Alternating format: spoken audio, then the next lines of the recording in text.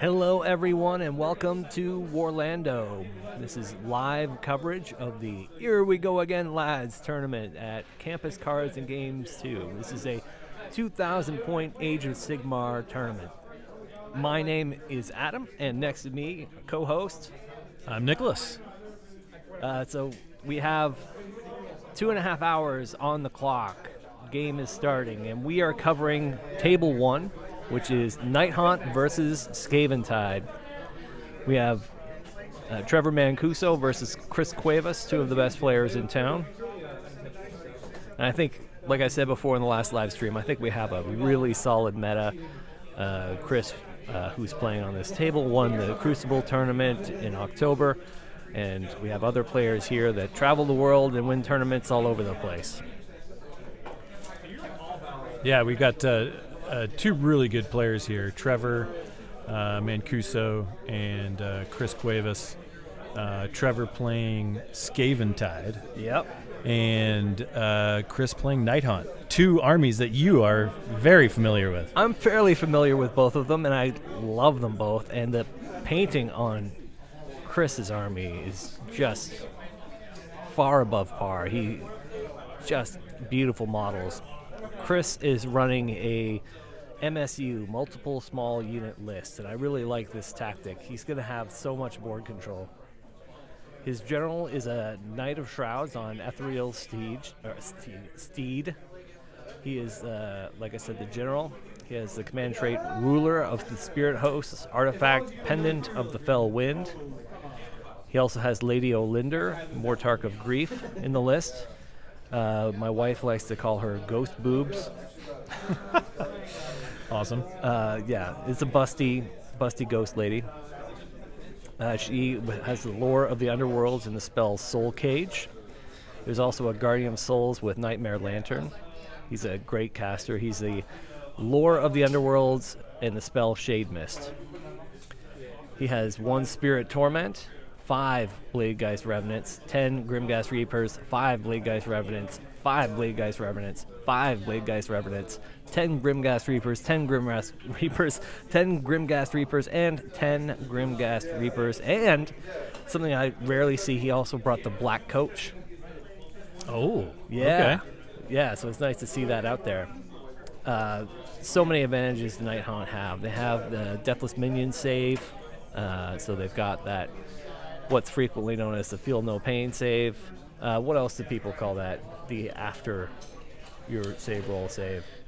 Like the ward save? Yeah, like they call it, sometimes they call it a shrug. A shrug. So like a 5-up shrug or a 6-up shrug. I'm pretty sure this is a 5-up shrug.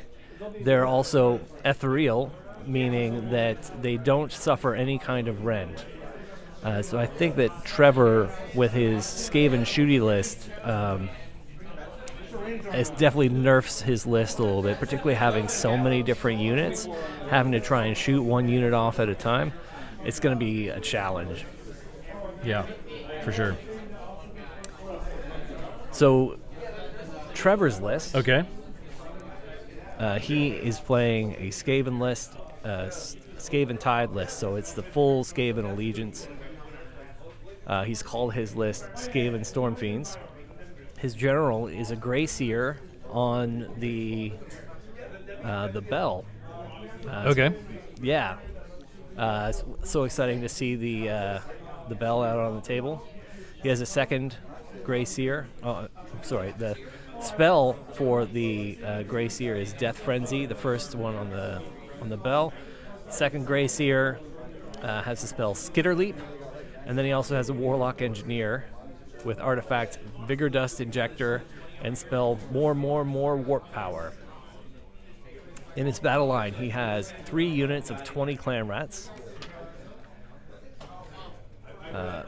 He also has a Hell Pit Abomination. I almost never see anyone run a Hell Pit, and I love it. I love it. It's such a just twisted monstrosity. Other units, he has 40 Plague Monks, and he has a unit of 6 Storm Fiends. 2 endless spells he brought. He brought Shards of Valagar and the Soul Scream Bridge. Are you familiar with the Soul Scream Bridge? A little bit, yeah. I've used it once or twice. Playing cities, I love the Soul Scream Bridge. Being able to just move that thing 24 inches. So, is always a great thing. Yeah, it's such a potent spell. Both these armies are kind of multiple small units. I think there's seeing all those clan rats out there. I think the board is going to get really crowded really quick.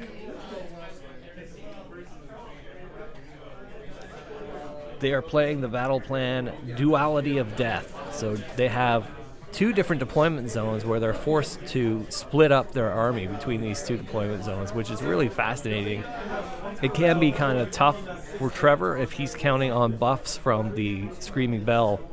Half of his army is not going to have those buffs. But he does have the gnaw holes that he gets to put around the table. So that makes his army really mobile between the Soul Scream Bridge and the gnaw holes. He can get around the table. So Chris is going to have to cover a lot of territory to try and curb that movement. So Duality of Death. Victory points. Each player scores victory points. There's 4 objectives on the table. Each player scores victory points at the end of each of their turns for each objective they control. The number of victory points is equal to the number of consecutive turns the player has controlled the objective. So 1 on turn 1, they gain control. 2 at the end of the second turn, and so on. So it's the longer you hold the objective is when you score the points. Just the 2 objectives out there on the table along the center line. Actually, it's got some great spell options. I do love playing it actually because of the spell. What spell is that? What is the spell? I can't remember. Fireball. Oh, fireball! What color would that fireball be? Green flame? Green flame! It doesn't matter what the circumstance is. If I'm playing an action and if I have a caster, I have to cast Fireball. Yeah. Doesn't strategically, might not make the sense, but I'm going to cast that spell every time because I love casting Fireballs. Yeah. If you want to see our lists today, you can download them from a Google Drive folder. And you can find that by going to this link. I tried to make it smaller because Google's links are going to be like crazy long. So bit.ly, bit.ly. I'm not sure why my graphic is cutting off the lower stuff here, but bit.ly, and then here we go again, lads. So EWGAL-2-20-list. So follow that link. I'm going to post it into the YouTube chat, and go to that drive and peruse the different lists and find this one. Next tournament, maybe we'll have people put their names on them, and then we'll know which lists go with who. Right now, it's probably just like Skaven list, Nighthaunt list, and feel free to ask questions. So I'm going over the Nighthaunt War Scrolls. I think it's interesting that he made the Knight of Shrouds his general instead of making it Lady Olinder. But the Knight of Shrouds, because the Knight of Shrouds doesn't have to be the general to use the command ability, unlike Lady Olinder, her command ability, she has to be the general, so there won't be any command abilities coming from her War Scroll. But the Knight of Shrouds has a great command ability, Lord of Geist. You can use this command ability at the start of the combat phase. If you do so, pick a friendly Nighthaunt unit that is wholly within 18 inches of a friendly model with this command ability. Add 1 to the attacks characteristic of that unit's melee weapons in the combat phase. A unit cannot benefit from this command ability more than once. Pretty cool. Add 1 to the attacks characteristic. Can be pretty devastating, particularly on those Blade Geist Revenants. They pack a punch. He also has Stolen Hours. Allocate wounds inflicted by this model's Sword of Stolen Hours before allocating wounds inflicted by the model's Ghostly Hooves and Teeth. Each time a wound inflicted by this model's Sword of Stolen Hours slays an enemy hero, heal 1 wound allocated to this model. That's alright, little staying power. Like I said, everybody in this army can fly, and everybody in this army is ethereal and does not suffer rend.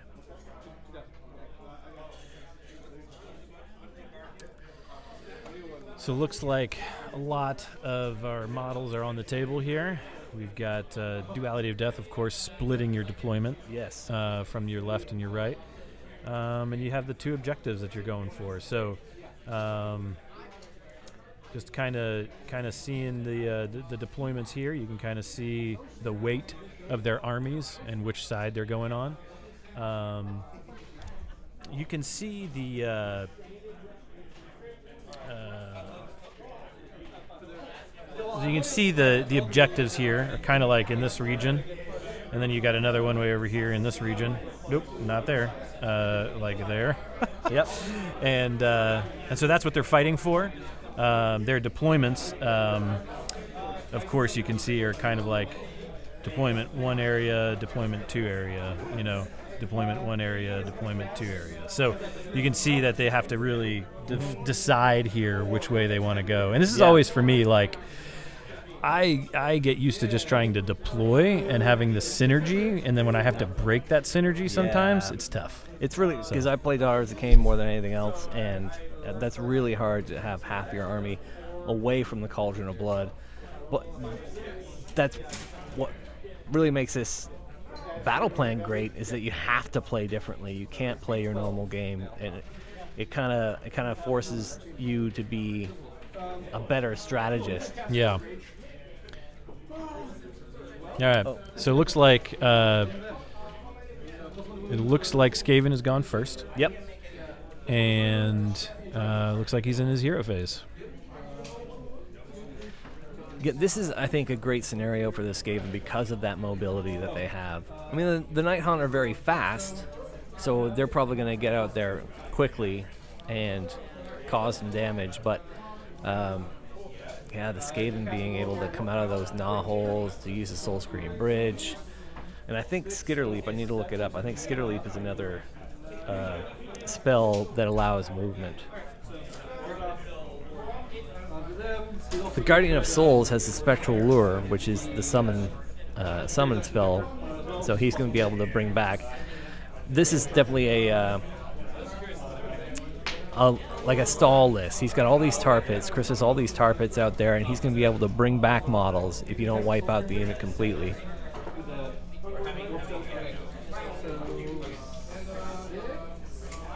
Yeah, I'm looking forward to seeing this. I've played against both these guys before. They're both great players. Oh, whoops. Whoops. Wrong player. Oh. Wrong players. So much to do here. All right, so we got Trevor and Chris. I've played against both of these guys, and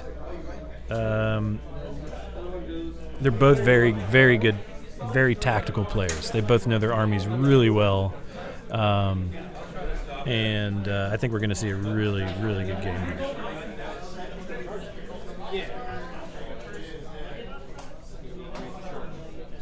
All right, got the right names. We are good to go.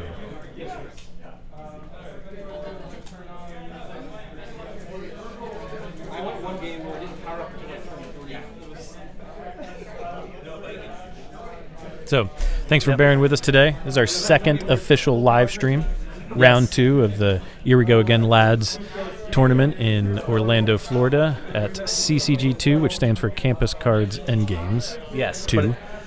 I guess they're keeping the CCG2 name even though CCG1 closed. Right. They merged stores, and now it's just CCG. I'm sure there's a science behind that. Like when you can easily use an acronym and then put a number in there, just kind of makes it sound like, yeah, this is legit. This is the place to be, right? It's not CCG. It's not like some sort of like tax form you have to fill out or anything. It's just like CCG2. You know, yeah, it's not a disease or anything like that. You know, it's not. It just has like a nice little easy. Oh, where are you guys playing? CCG2. All right. If they were to open another CCG store, would they have to go back to 1? Yeah, or would they go 3? Ah, good question. Yeah, because it would technically be the 3rd one, even though the first one's not there anymore. These are important questions that we all want to know. Yeah. So. Let us know in the chat here who you think's going to win. I'd say place your bets, but I'm not really going to follow through with any of that. So place your bets and why don't you place your bets on your own.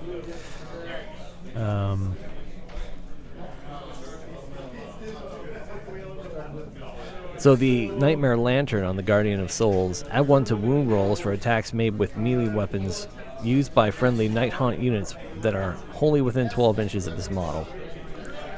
So the Guardian of Souls, and the Knight of Shrouds just toss some buffs out.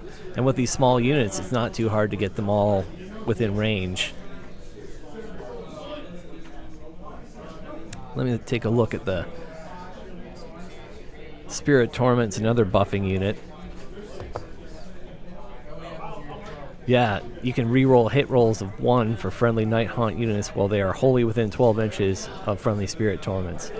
Like, these guys are just overpowering all these Bladegeist Revenants and Chain Grimghast Reapers out there.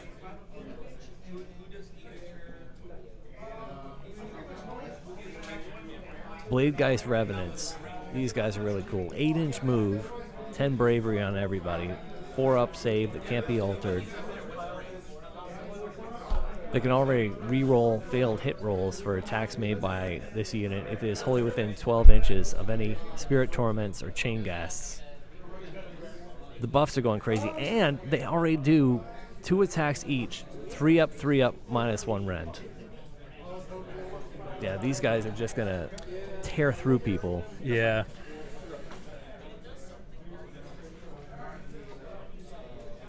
Let's look at some of those Legion's ability spells.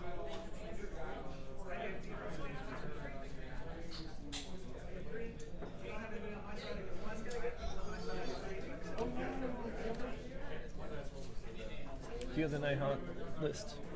There you go. Thank you.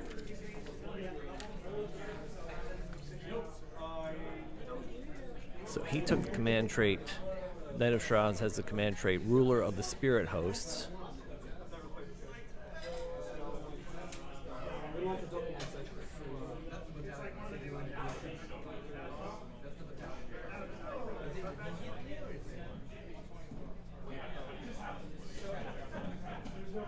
So, Ruler of the Spirit Host, at the start of your hero phase, you can pick a friendly summonable Nighthaunt unit within 9 inches of the general and return D3 slain models to that unit. The returning models must be set up within 9 inches of this general. Spell lores. Lady Olinder has Soul Cage. Soul Cage has a casting value of 6. If successfully cast, pick an enemy unit within 12 inches of the caster that is visible to them. Until the start of your next hero phase, that unit cannot retreat.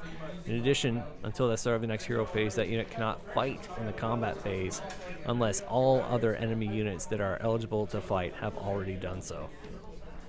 Lots of control. I mean, this is definitely a strategist's army build.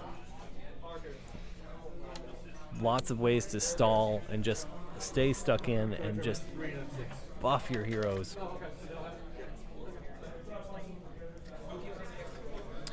Yeah, this is great here. You see, he cast the Soul Scream Bridge, which is great because it gives you, in this case, you can put it, wholly within 12 of each other. So that's 12 inches. Then you get to move as much into it as you want within 6. And then move out of it within 6. So potentially you're giving yourself an 18-inch move for that front line. And so you can kind of see what he did here with his Storm Fiends.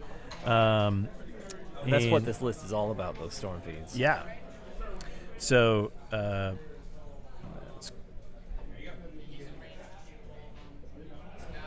so you can see here for sure he had his Soul Scream Bridge here down at the bottom. Can't quite see it. We can't quite see just the few inches there on that edge, but you can see that he moved it up here, and then he has that 6-inch buff that he brings out the Storm Fiends, and now he's essentially given him like an 18-inch move. Yeah. And so in this particular scenario, this is great because you need to get up to that objective first. Yeah. But then he also has this other unit here of battle line that he's moved in, and if he moves those in first, he takes the position. Yeah. So whichever one got there first is now holding it. Yeah. And then but these Storm Fiends, you're gonna have to watch out for those guys. And then they're devastating shooting. Yeah. Yeah. Pew pew pew pew. So so it's gonna be interesting to see what happens here. He's definitely going for the gold, going for as many of those points as he can right off the bat. Yep. It's the wind launchers and the warp fire projectors. I mean, and the rattling cannons. They're great. Yeah. What were you about to say? I interrupted you. No, it's great. I was just going to say, but Nighthaunt being able to fly, he's not going to have to worry about those those terrain pieces being in the way. Yeah. And he's just going to be able to hop right in there. And the shrug too. The ability to not have to worry about all that shooting. He can weather it, and he can bring units back. Okay, so I told you the wrong thing. The Deathless Spirits. Roll a dice each time you allocate a wound or mortal wound to a friendly Nighthaunt model from a unit wholly within 12 inches of your general or a friendly Nighthaunt hero. On a 6-up, that wound or mortal wound is negated. So he does need to keep his heroes nearby.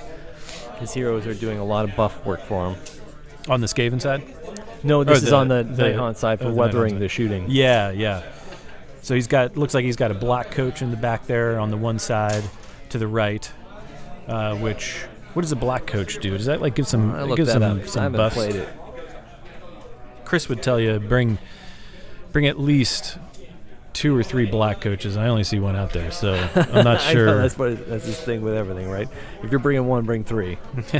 That kind of seems to be the magic number I've seen in this meta is go for one, bring one black coach, bring one Hurricanum, bring one X, fill in the blank, right? Yep. But if you're gonna duplicate or you're gonna match up, go to 3. Don't go to 2. Skip to 3. Yep. and then that's when everybody just starts shitting their pants. Yeah. Am I allowed to say that?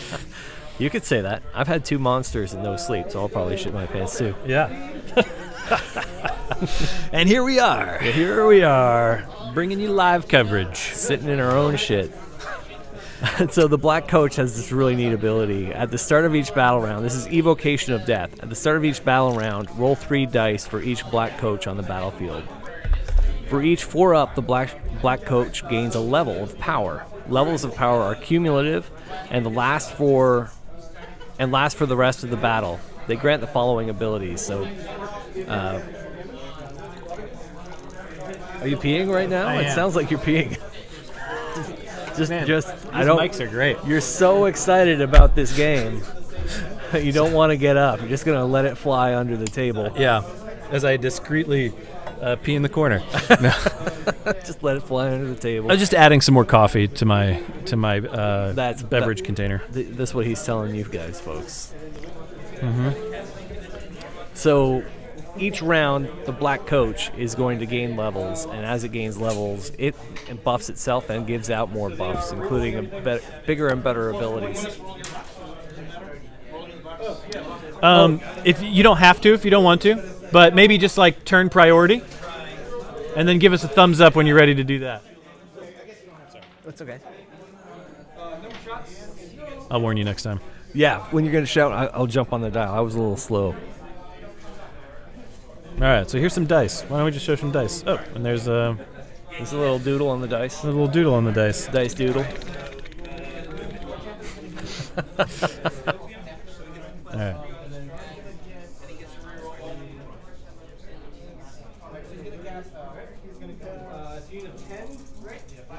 So that means I get a +1 then? No, sorry, that's other one.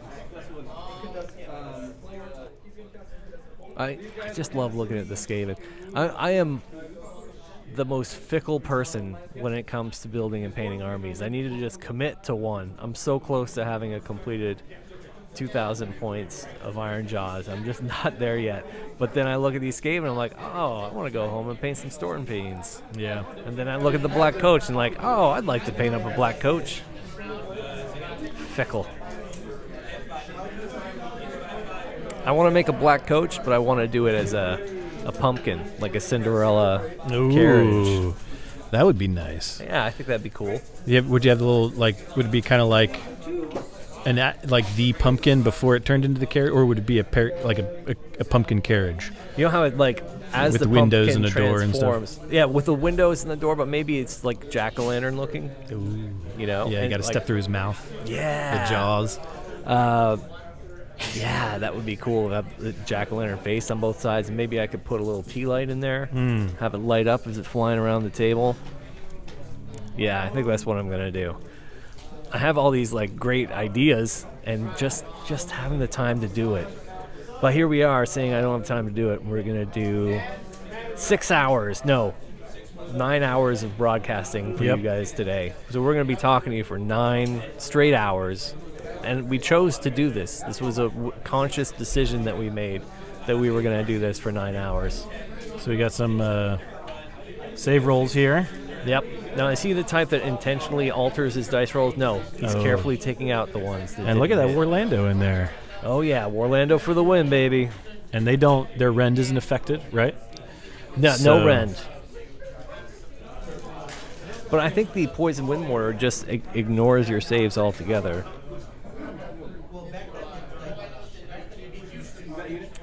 So it looks like he's losing a few of the Grim Ghast there off the front. Is that right? Yeah, it looks like he did lose a couple of Grim Ghasts. So the Wind Launcher, add 1 to hit rolls for attacks made with the Wind Launchers if the target has 10 or more models. In addition, Wind Launchers can target enemy units that are not visible to the attacking model, because it's a mortar attack, basically. They have the Warp Fire Projectors. Do not use the attack sequence for an attack made with the Warp Fire Projectors. Instead, roll a dice for each model in the target unit that is within 8 inches of the attacking model.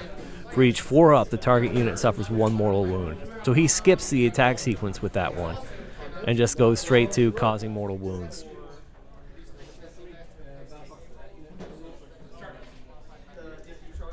And that's what you want to do against Nighthaunt. Yeah, you want to do mortal wounds. Skip their save rolls. They've got the 4-up save, then the 6-up save. You just want to go right past that.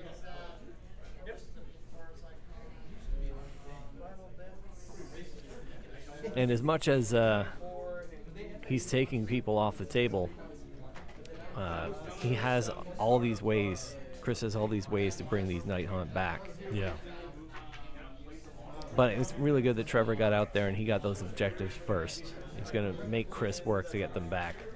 Because as much as the Nighthaunt can do a lot of damage, is it going to be enough to get these clan rats off the table? Yeah, it looks like he's bringing them back. Yep, right away. He's just bringing them back. I guess we're in Chris's hero phase now. And to his benefit, it looks like, wow, he is going to start bringing them closer. It looks like. So you can kind of see here, he's already started to get a little bit of extra room there. Yeah, he's being able to summon. It just says they have to come in within 6. Yeah, because that's where they were before. Yeah, that's a long range. And now he's getting a few extra inches. You know, and I don't think it says within 6. I mean, he has to stay 9 inches away. Yeah. But if he can get these, he just has to get the objective away from the clan rats. There's 20 clan rats in that unit. He's coming at it with probably 10 Grimghast Reapers. But the Grimghast Reapers have 2 attacks each with a 2-inch reach. So he should be able to get every one of them in combat range if he gets a good charge roll. Yeah, and I'm not sure what kind of symbols I'm making here, but please message me and let me know about what sort of like dark sorcery I'm casting here on the iPad.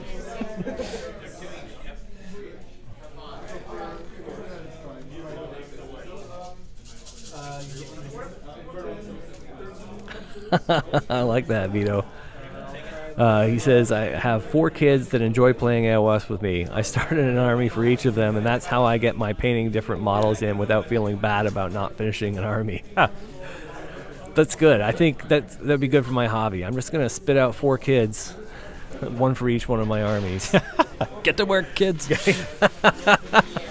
That's great. Yeah. You ever watch Disenchanted? Or Disenchantment? Yes. Mm-hmm. I love that. There's one where somebody, one of the peasants has a kid, and the baby starts crying, and the dad says, if you can cry, you can work. I got the baby quiet real quick. So yeah, teach babies, instead of crayons, give them that paint right away. Give them some Citadel paints. Tell them to get to work.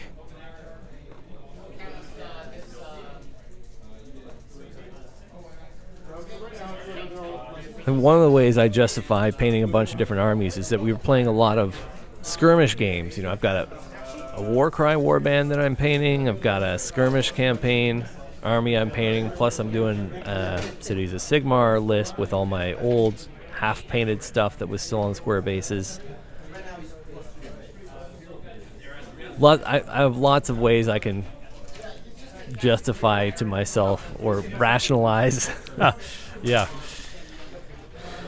I'm going to fix that dice cam real quick. Okay, yeah, go for it.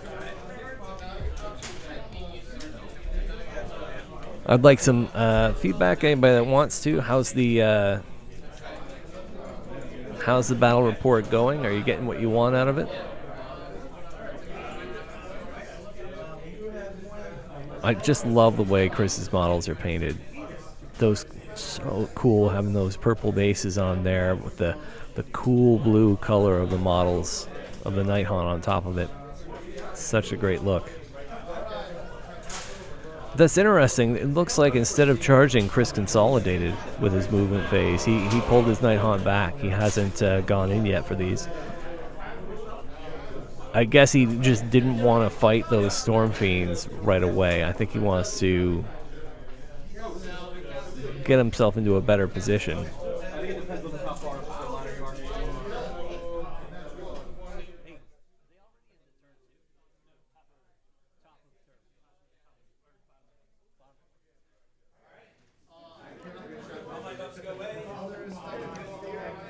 So yeah, it looks like, wow, nice big move on the black coach.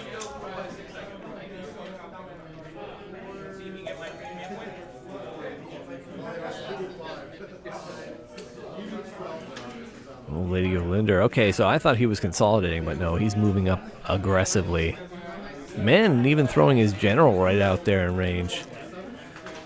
Kind of surprised that he's taking such an attack tactic.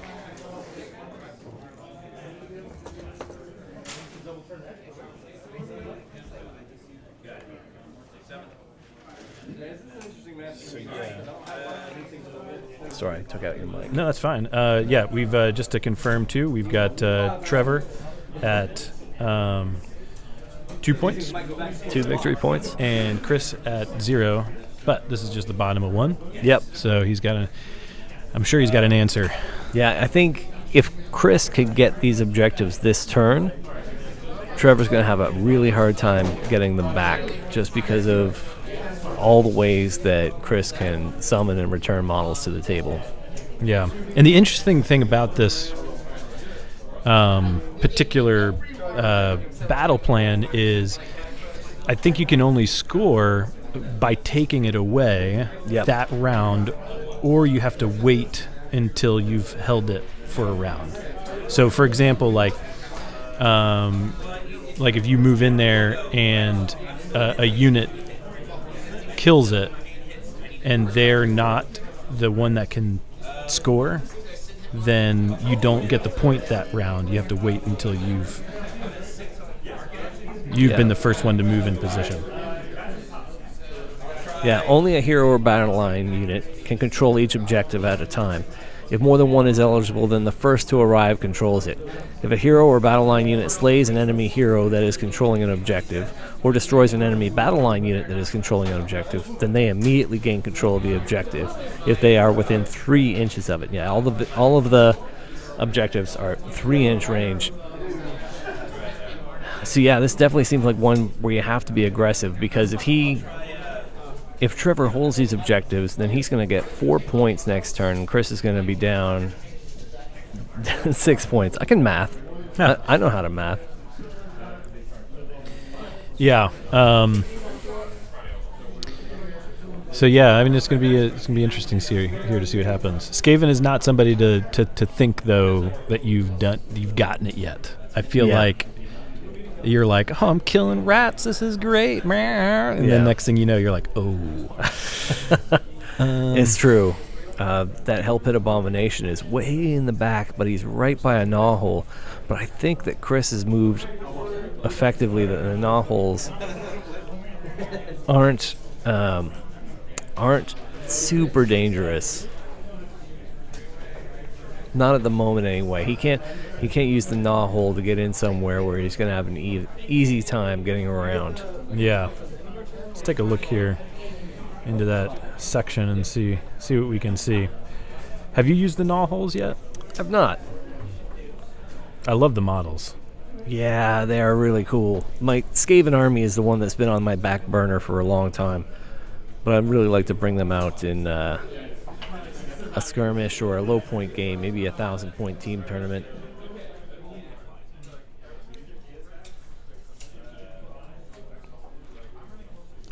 The gnaw holes do work, even if they're not out on the table right away. Yeah. They have some debuffs. They do? They do. Where is it? And hey, Vito, if your kids are listening, I'm sure they love all the potty humor that they're going to get today. All the dirty jokes. Kids love potty humor. Yeah, so easy to please. I'm definitely have the attention span and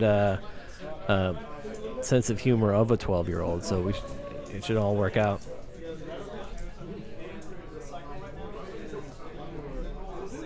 I'm looking for the gnaw hole stats.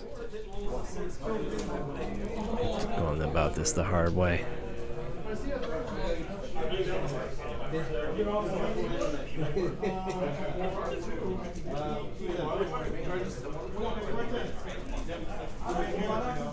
All right, something's coming in the box. Oh, I think it was a charge. Oh yeah. Yeah, so we got a 3. He doesn't look too happy about it. No. So you can, with the gnaw hole, you can remove a Skaven Tide unit from the battlefield, then set it up wholly within 6 inches of another gnaw hole and more than 9 inches from any enemy models. All right, got a 6. He used a CP. Sorry to cut you off. Oh no! He used a CP, got a 6. I think that gets him in there. Oh, awesome. We have a completed charge. And it looks like he's got the Blade Geist in there, so definitely the heavy hitters. Oh, yeah? Yeah. The Blade Geists. Yeah, they're special. They're not battle line. So yeah, you can teleport a unit with the gnaw hole, and it also has an aura. Arcane, add 1 to casting and unbinding rolls for wizards while they're within 1 inch of any arcane terrain feature. And deadly, roll a dice for each unit that finishes a normal move or charge move within 1 inch of any deadly terrain features. On a 1, that unit suffers D3 mortal wounds. That's creative writing in writing these rules. Instead of just giving it their own rules, they give it the terrain rules from the book. So I wonder if they ever do errata or FAQ any of the terrain feature rules that should errata the knot holes as well, instead of the knot holes having their own unique war scroll abilities. Yeah, that's interesting. You see some combat happening there, or is he still doing his charges? He hasn't piled in yet, has he? Yeah, he just started moving his guys in. He piled in on the Skaven there, and or the rats, and the Storm Fiends. I know he needs to get control of that objective. Yeah. But it's a tough choice. It looks like he's going to split his attacks because he needs to get rid of those Storm Fiends. They do so much damage. But even if, like, Storm Fiends are... I'm not sure in this list if they're battle line or not. They're not. Okay.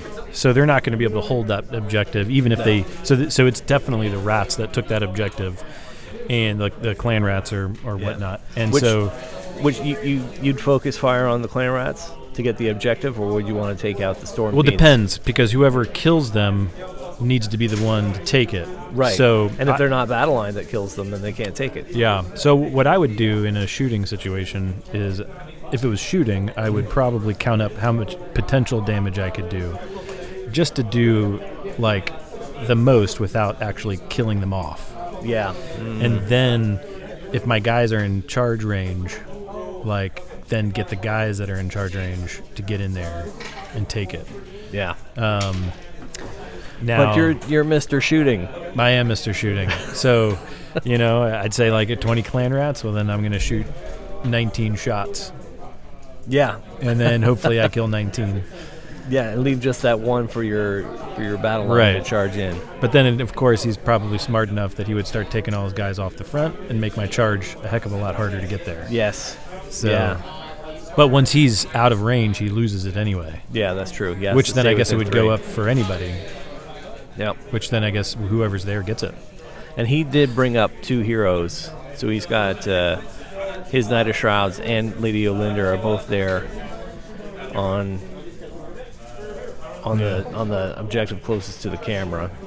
I'd show you that action, but we just have this lovely piece of terrain that's right in our way. It is which beautiful. Is okay, but it's lovely. So it's a nicely painted model from our local champion, William Sohailey. Yeah, yes. And we think so high of him. So highly. So highly. Thank you, William, for your contributions. And oh hi, Mark. oh, so high. Oh, hi, Mark. All right, we got some rolls coming. Maybe it's a 9-inch charge here. See if he gets in there. Got some measuring going on.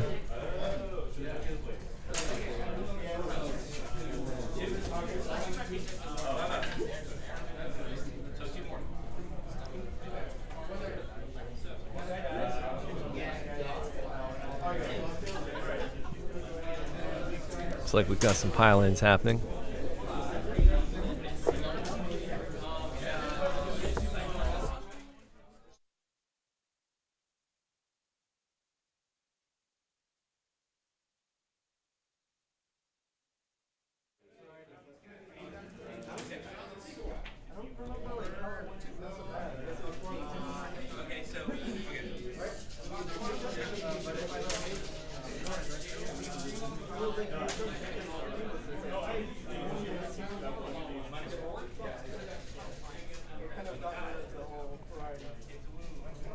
This is an interesting turn. No hesitation to get right into the action. Got more blade guys coming in on the opposite side.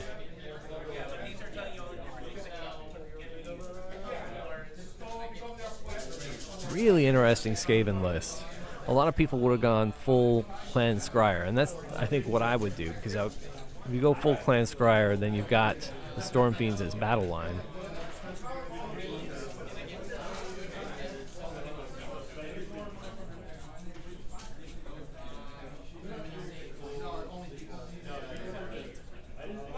Alright, just caused 8 wounds there.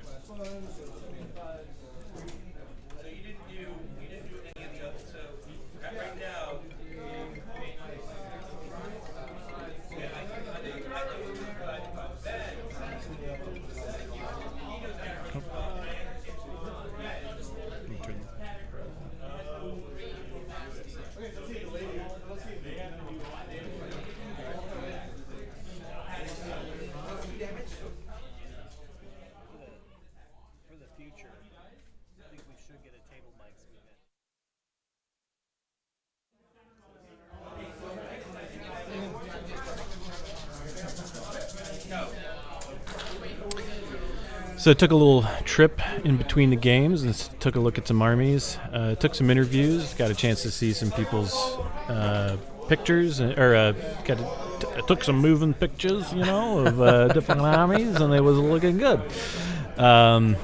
Yeah, so we'll see those here in a few minutes or in a little bit when I get those transferred over to playback. But yeah, it looked like people are having fun and looked like there's a lot of synergy. Looks like Doug is playing a Bone Reaper's army. And and so those two won their last game, so they won game 1. And so they're going up against each other head-to-head, which I think this should be a pretty... Doug's been playing against a lot of Bone Reapers, and so he's had a lot of practice in this area. But so I think he could handle them as long as he gets the priorities and the things he needs to kind of get in position.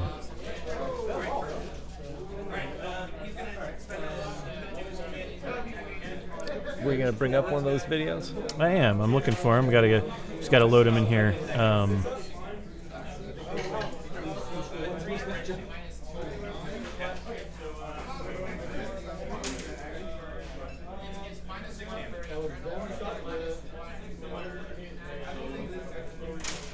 It'll be a few minutes, probably.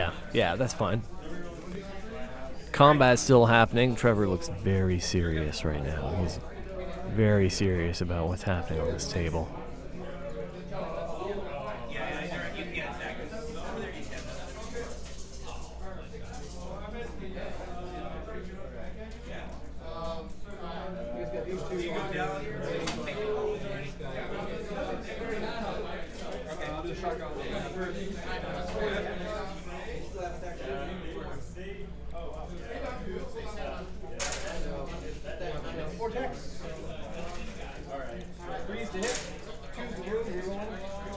Sounds like the Storm Fiends are getting into some combat. What's left of them? Looks like those Clam Rats were almost completely wiped out. The Storm Fiends took a hit too. Those Blade Geist Revenants, they pack a punch. He's got some great movement, Chris did too, because he's got all of his heroes up there, but they don't look like they're in any kind of danger right now. He's got the screens out, all of the screens exactly where they need to be.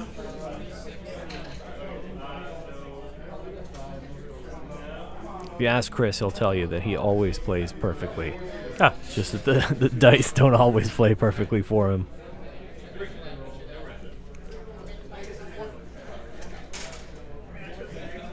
Can you see there? Are there any Storm Fiends left? I see one or two. Three Storm Fiends left out of the 6. So you can see them right there.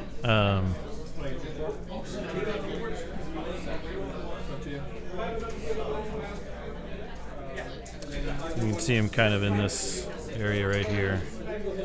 There's 1, 2, 3. Looks like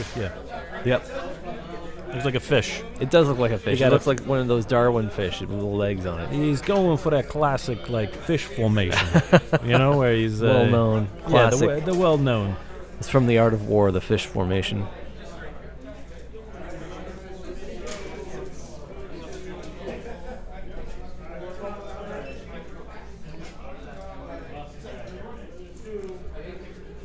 Chris has a great flourish when he rolls too. You can see when he rolls very much like he's like getting ready to ask you for a dance or something like that. He's kind of like he rolls like a musketeer. Like I think that musketeer. He's got a flourish like he's wielding a rapier instead of wielding dice. So that's kind of the focus of this little fight that just happened.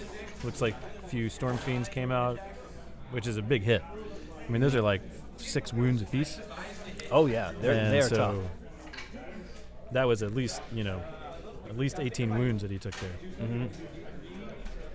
These Blade Geists are nasty. It makes me want to just go get a box of them right now. He has 1 attack. That hits on force. I'll probably do that. It's worth having.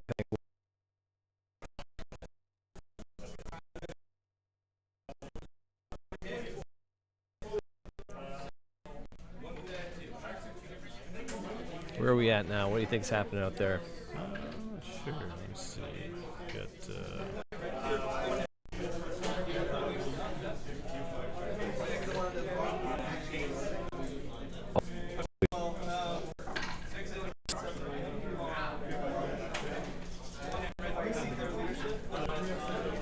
Oh yeah, that follow through when Chris rolls those dice.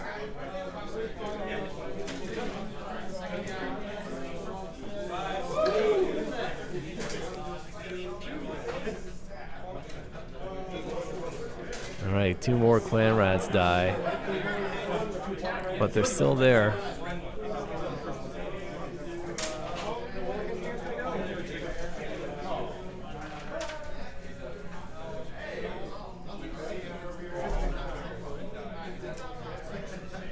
It does look like he got the Grimghast Reapers in there, which are a battle line in this army.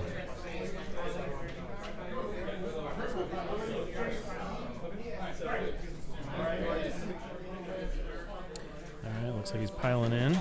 Yep.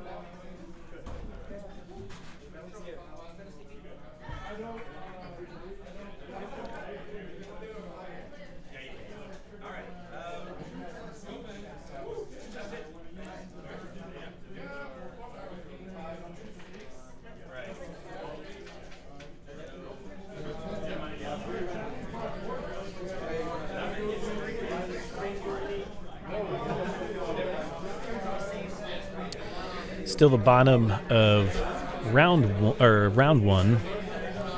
Nighthaunt's turn in the combat though, so it's getting ready for round 1 to be done here pretty soon. Yeah. I'm not sure what you can see what times I are on the clock. Yep, we're looking at about an hour and 37 left. Okay. So 2 armies where you got a lot of models that can get into range Very quick. round 1, and so it kind of creates a bit of a messy beginning to the game. Yeah. I mean, we'll see how the turn priority roll goes, but it looks like Chris is in really good position. Yeah. He was able to get up there pretty quick. Yeah. I've not played. I've played actually Nighthaunt against Trevor once. Mm-hmm. I think that's really the only time I've played Nighthaunt. Yeah. So they do move quick. They can jump around a bit, and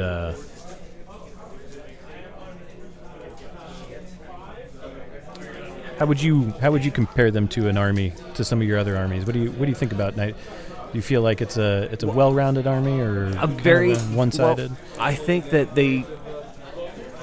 they're very dependent on their buffs. They remind me of the Daughters of Cain because they're very dependent on their buffs to get all their units those extra buffs to hit, buffs to wound, extra attacks. So I think they're similar in that sense, where they're really dependent on their heroes. Mm-hmm. And they stick around in the same way too, being, unable to use any rend against them. And they have that 6-up shrug save. Yeah, I think they're great at moving quickly and holding objectives. As far as damage output, I don't think they do as much damage as a lot of other armies out there. But they keep bringing models back. They're hard to hit. They're hard to wound, and they keep bringing models back. Yeah. They can just tar pit you the whole game. And it looks like Chris is in a good position to do that.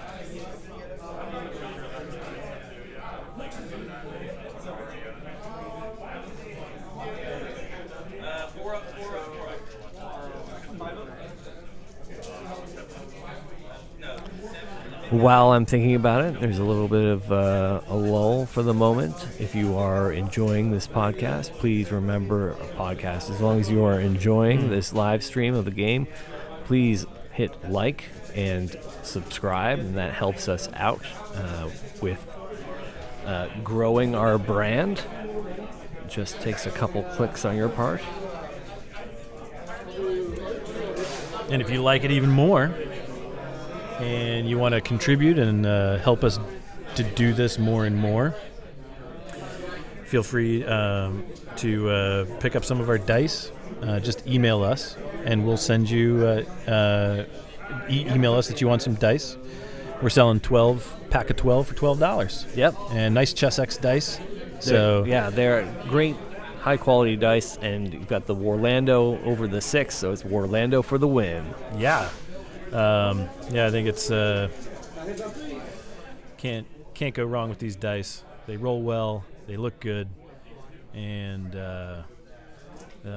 we've got a lot of options for you. So you feel free to just take a look. You know, we got red, blue, green. We got white. Why default? You always default into this Jersey guy when you're talking about stuff. I don't think it's a bad thing. It's just like, age. yeah, if I'm going to tell you something simple that you can already kind of put together yourself. Here's what you got. I'm Captain Obvious from Jersey. Exactly. I think that's what it is. When I go Captain Obvious, it's like, why not give you a little something to listen to as well, you know? Something you know, so I'm being obvious here. Hey, look at this. Oh, it never happens. It never happens. Is that something you can do? He has one. He just wants to see our Yeah, so Mr. Vito. Yeah, so what I got here is I'll give you a little wide shot, and you can see with the lower third that we got going on. Trevor is on the left, and Chris is on the right. But then is it kind of inverted when you go to the overhead shot? Yeah. No, the overhead shot, it's right down on the 180. So Okay. it's really just when you go when you're looking from overhead, Trevor's at the top and Chris is at the bottom. Yeah. But for this shot, you can actually see like Trevor's on the left and Chris is on the right. Mm-hmm. And Chris is running the Nighthaunt army, and Trevor is running the Skaven Tide. Yep. And we are, just to remind you, we're playing in the Duality of Death battle plan in the realm of Akshi. Yep. You are watching Warlando.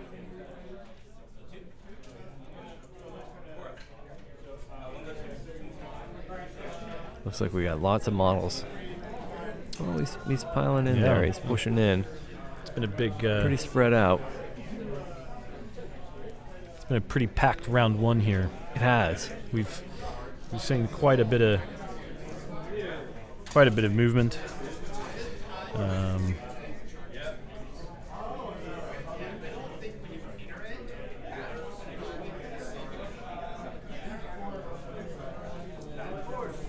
We've seen Skaven push up here with the Soul Scream Bridge and kind of fan out to take control of that objective.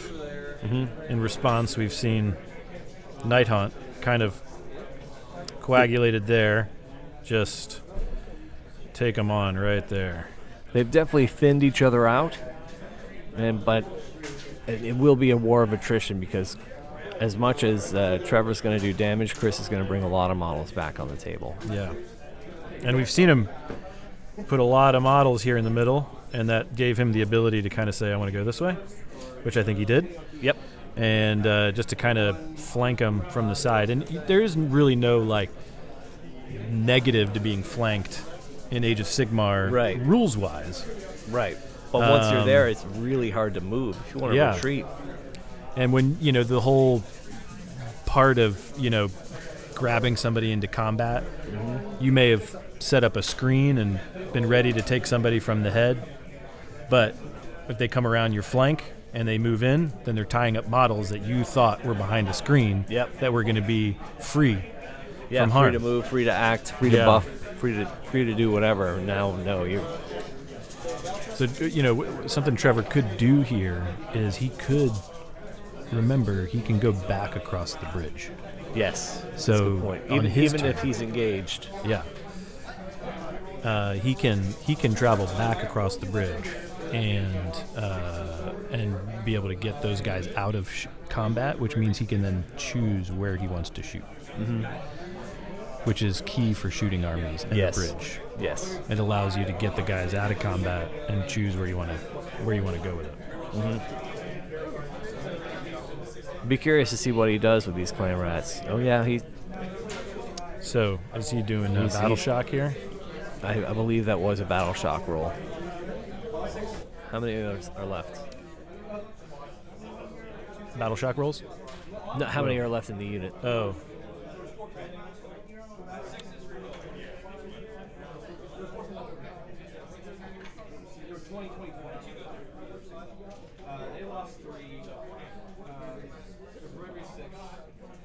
Okay, so here comes another battle shock. Oh, just one. That's what you want to. That's what you want to roll when you roll for battle shocks. You want to roll one. Super low.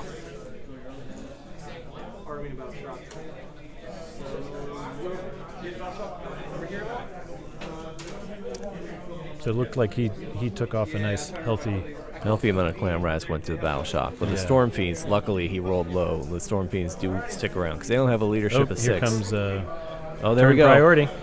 Oh, looks like Trevor the took it. choice Trevor goes took to it. Trevor. So no point for that round. That's what control the objective. And then I think that's So moving right into his hero phase. Yep. I'm going to get an updated score. I'll be right back.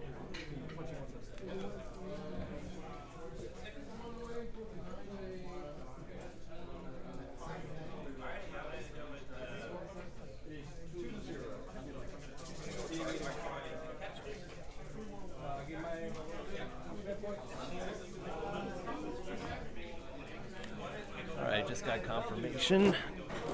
Chris did not score any points that round. Trevor still controls the objectives, and he took the turn priority, so he's getting right to work. Yeah. Or actually,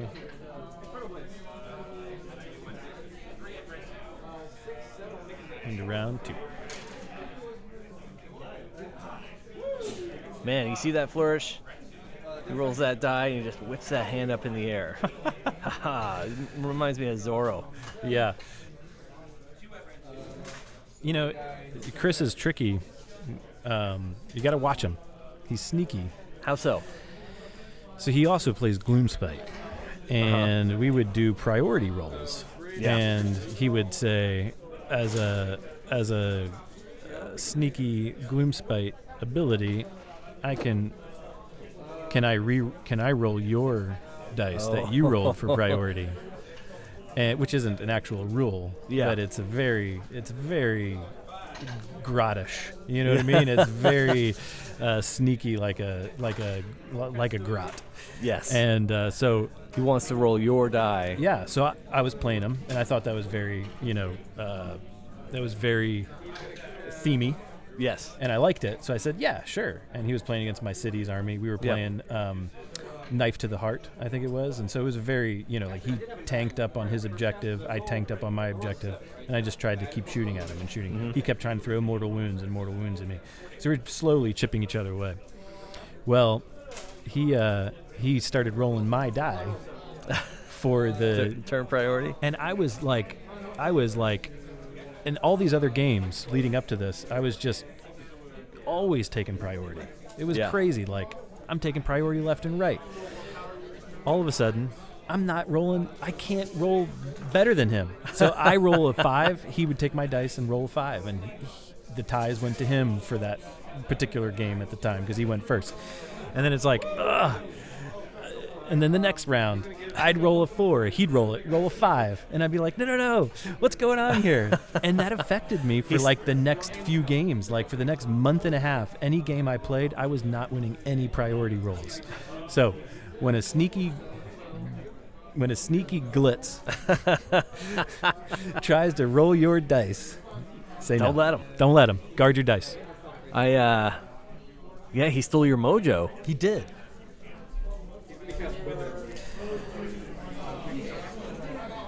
All right, Trevor's getting some spells out.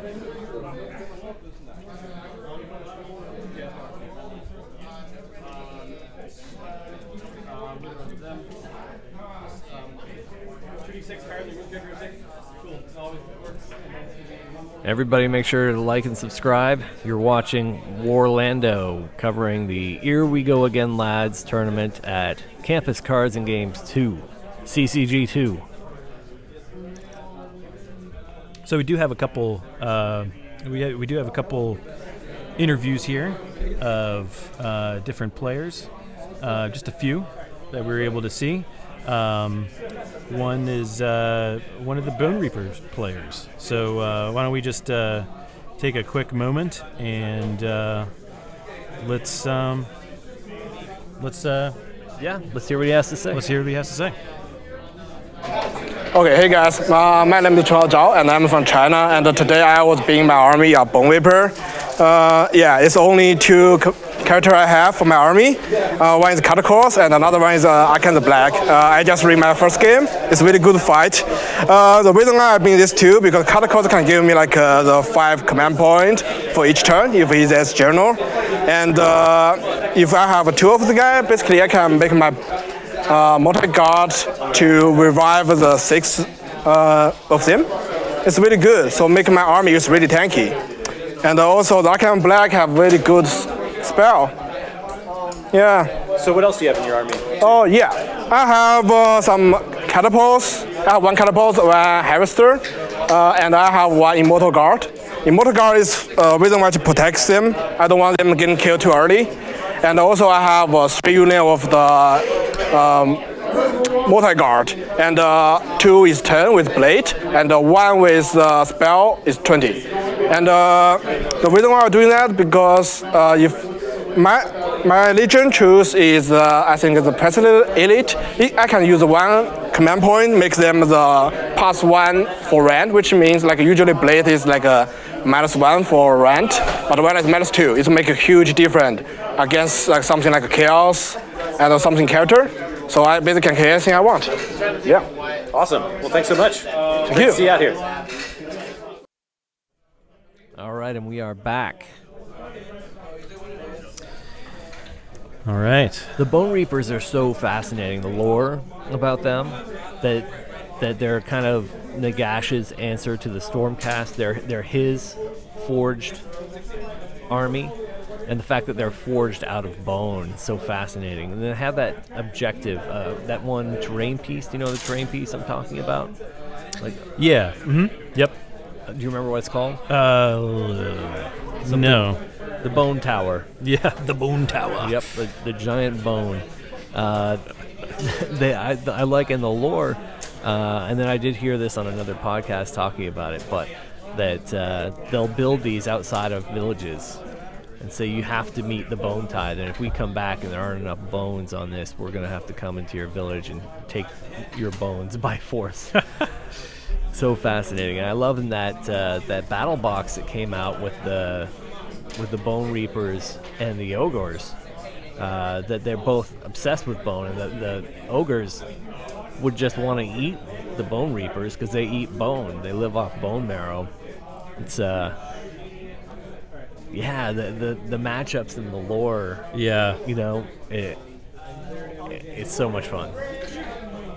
And I really love the theme of the Nighthaunt too. The fact that these were all, for the most part, these were all criminals in the real world, or sorry, in life, in their living life, they were criminals and praying for death. They knew that death was their only escape from their incarceration, and then when they do die, they find out that no, Nagash has now enslaved you, so you're still prisoners, and now you just fight my army for me. Your torment goes on.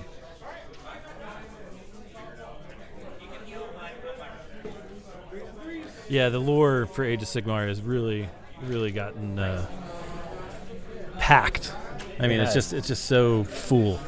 It really It's is. awesome. That's why I'm really looking forward to the Age of Sigmar role-playing game that's supposed to be coming out any time now. They said it was supposed to be first quarter of this year. So they've only got a couple months left. They've only got to the end of March if it's going to be the first quarter. But I've been just chomping at the bit for how much I want to start playing this Age of Sigmar RPG. Yeah. Oh, yeah. It looks really cool. It does. To play as like a Sylvaneth, to play as, a Knight Azeros. There's all these, to be this Knight Azeros in an RPG with giant wings flying around, that sounds like a blast. Yeah, so if you're an RPG player, it just sounds like it's going to be a lot of fun. But I'm also really looking forward to us continuing our skirmish campaign, our narrative campaign, going into, we're going to play the Wrath of the Everchosen campaign. If you're out there and you're listening and you're interested in seeing battle reports about the narrative campaign, or are you more interested in 2,000-point games, let us know. We're going to do both either way, but I want to know what you guys get your feedback about what you want to see more of.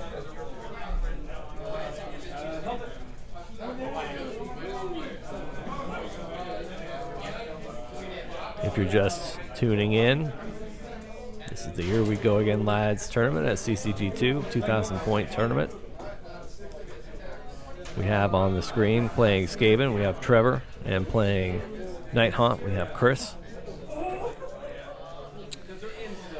Looks like he just moved his hell pit. That thing's nasty. It is, and so much fun because of all the random stuff. Yeah. And the thing, looking at it too, is just so, it's like just these crazy Frankenstein Skaven stitched together this Frankenstein monster of like just different rat bodies. They just Yeah. Have you heard of a rat king? You know what a rat king is? The only thing I think of when I hear of Rat King is like that Disney movie, like Detective Mouse Detective or something. The Great Mouse Detective. And Yeah, the bad rat. What's his yeah. name? Ratcliffe or something? Not Ratcliffe. Because he's supposed to be like the rat equivalent of Moriarty. Yeah. Yeah, I think he was voiced by Vincent Price too. It's a fun movie. Yeah.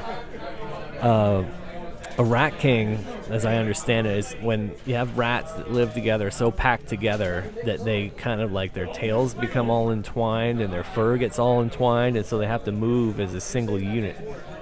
And this is in the real world, that these rats, it's this like urban legend of in New York that they have these rats that have like melded into one giant rat with all these different heads and limbs and just rolling around eating.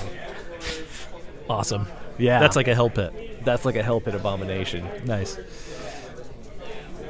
I love the Skaven randomness that can happen too. Like it just is really fun. You know, like it just makes me think of like the orcs and goblins from back in Warhammer Fantasy. Like failing in this and that, and you're hurting yourself, and then you're doing this. To me that's all like super fun. Yeah, it is. And I was playing Skaven against Ben, who's out here playing today. He's playing Bone Reapers, but there's all the different things he was telling me, like, yeah, and if I get this, and if I do this, only one, then I hurt myself. And I'm like, all right, this is fun. That is fun. Like the old orcs. You never know if they're going to charge, if they're just going to start hitting each other. Mm-hmm. Yeah, that's great. Yeah, I miss the old Skaven. They had the poison wind mortar that could just explode and just blast everybody. And the same thing with the warp fire thrower. It could just blow up.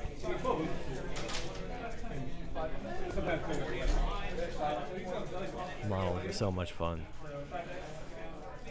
If you were going to watch, if you're listening, obviously I'm talking to you. If you could pick any army to watch someone assemble and paint and go from 500 points to 2,000 points over the course of a few months, what army would you want to see doing that? Please leave a comment. What army do you want to see built and painted and to grow? What about you, Nicholas? What do you think would be fun and entertaining to watch? To see built, painted? Yeah. Built and painted? You know, I think, I don't know, it's a good question. You kind of caught me off guard there for a second. All right, yeah, that's good. Yeah, no, that's great. I've been enjoying watching your painting with the different iron jaws and stuff that you've been doing. Oh, thank you. Like the conversions to the pirate orcs. Yeah. Orcs. Have just been amazing. Like, okay, awesome. just watching the cool different conversions and bits that you find from like Cromlech or Spellcrow or something like that. Yeah. And just attaching those and just giving them life in a different way. To me, it's been really cool. Oh, because you have that piratey theme going around now, right? Yeah, and I know it's pretty common for people to do Iron Jaws as pirates, but I stumbled onto it accidentally because the Spellcrow people, they when I ordered some orc heads, they just, as a bonus, threw in a couple of pirate heads. And then once I had those first couple pirate heads, I'm like, oh, okay, well, that's it.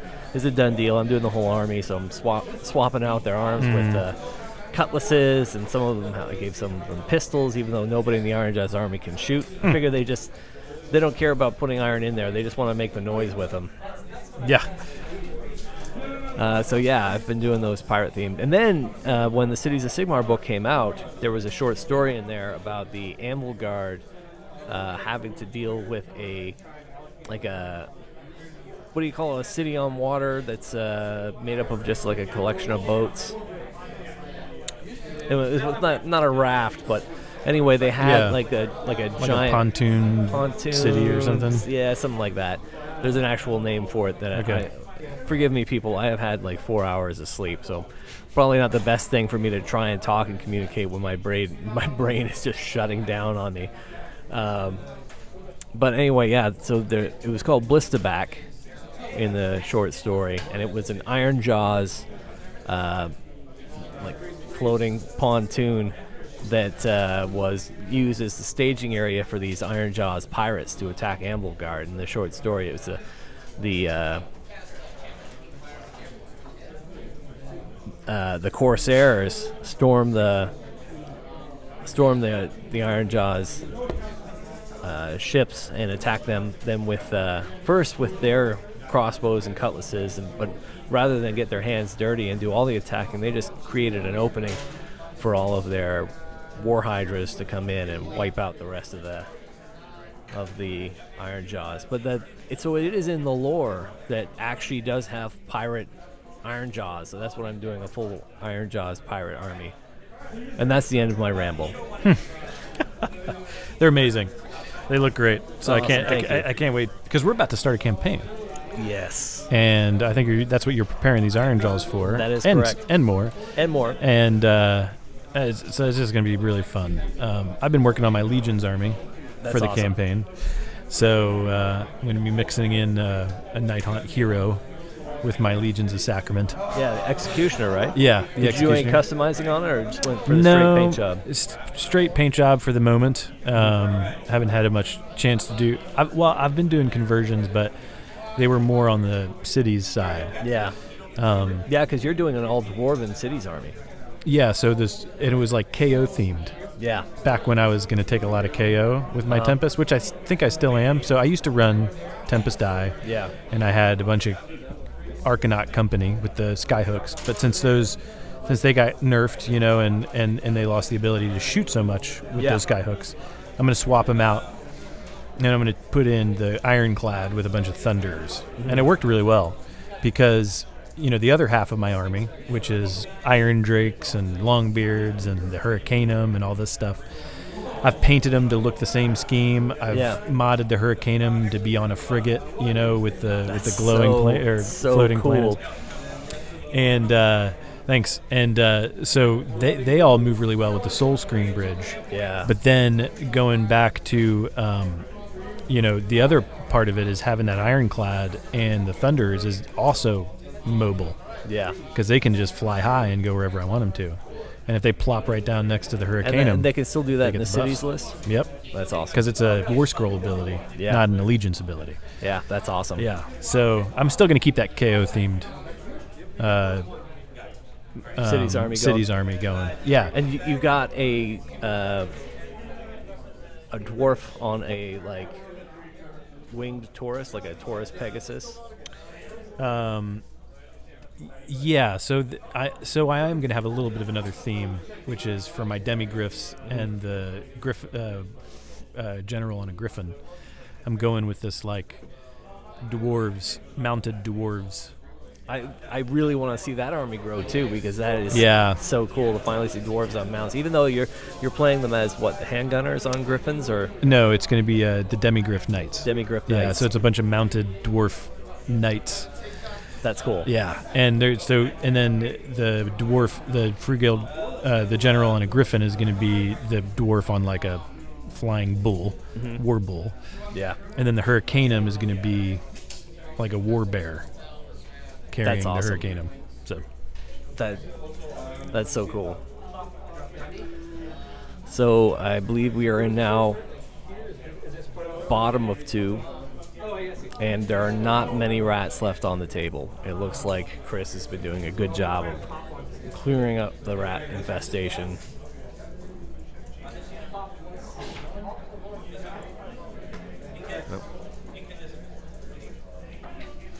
Well, I think we're still in our we're still in combat. Trevor's turn. We're still top of top 1. of 2 Top of 2, I mean. combat. Yeah, Top of 2. top of 2.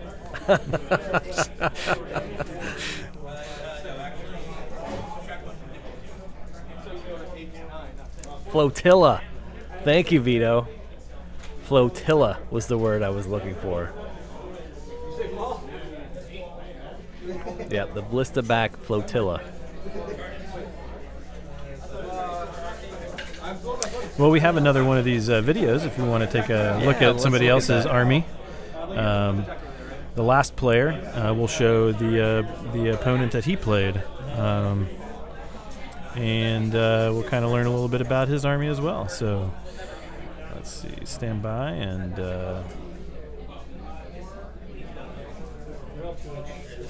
let's take a listen to Zinch, a Zinch player.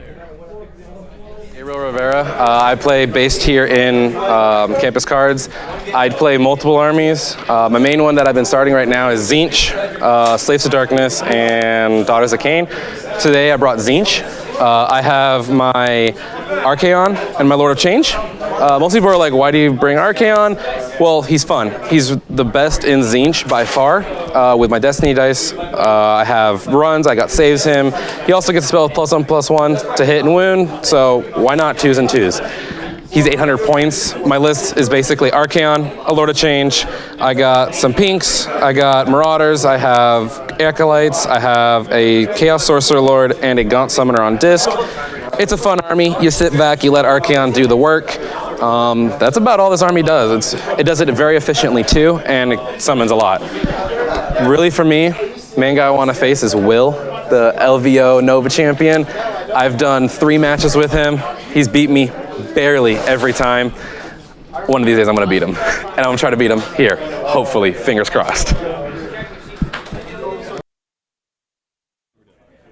All right, we are back. That was Gabe.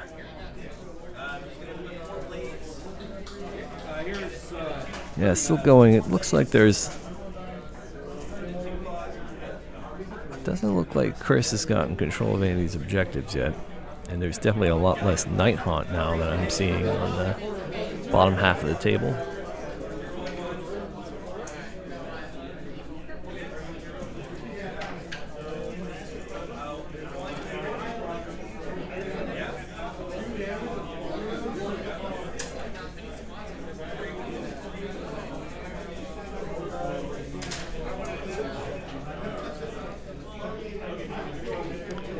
Counting off those hits.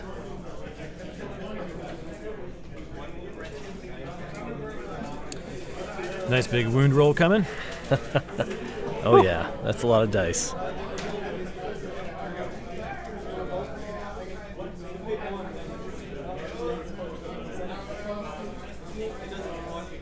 Some Grimghast Reapers getting pulled off the table. What? Make it a little bigger for you. Oh yeah, thank you.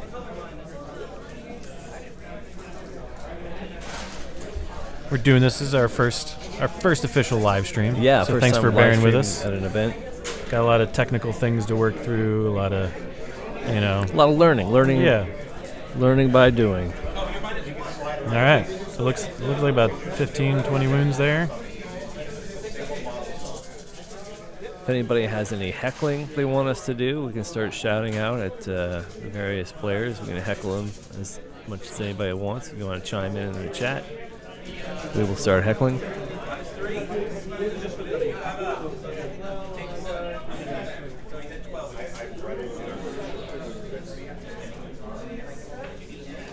Oh, just turn it to whatever you want to. Yeah, sure. Just turn it all around.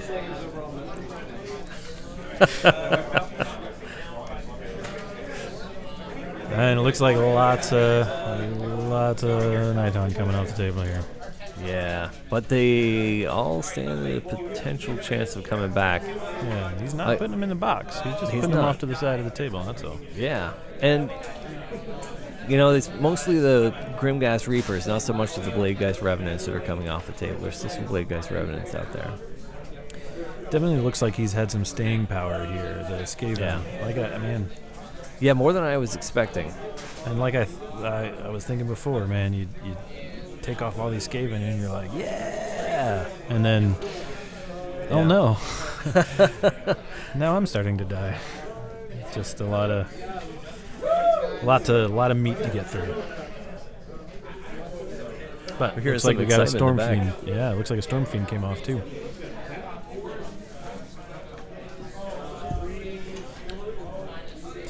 So that's gonna be a battle shock. Yeah. Hopefully he doesn't lose another one. Yeah, that could be pretty rough.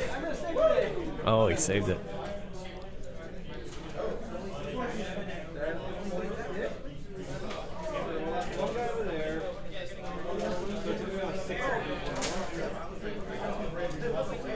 All right.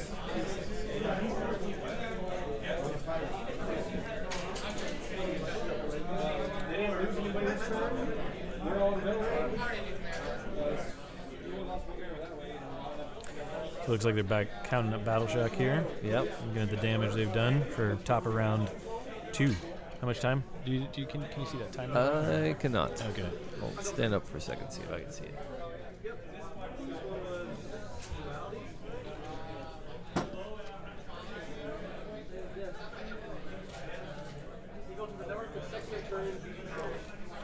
Let's see. We got 1 hour left. All right. I'm sure a lot's going to happen here pretty quick in the next couple rounds. as Yeah, more we're, of these we're models into the get meat of taken it. off. Yeah.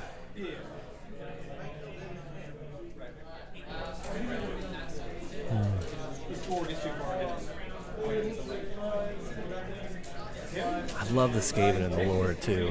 Yeah. But they're chaos. But they don't necessarily come specifically from the realm of chaos. They come kind of from their own realm. And these knotholes represent gateways to their own realm, but separate from everything else. Ruled by the Council of 13. Very much like Secret of Nim. Remember that movie? Yeah. Mm-hmm. Yeah. I do like that idea of the side of the Skaven that we don't really know.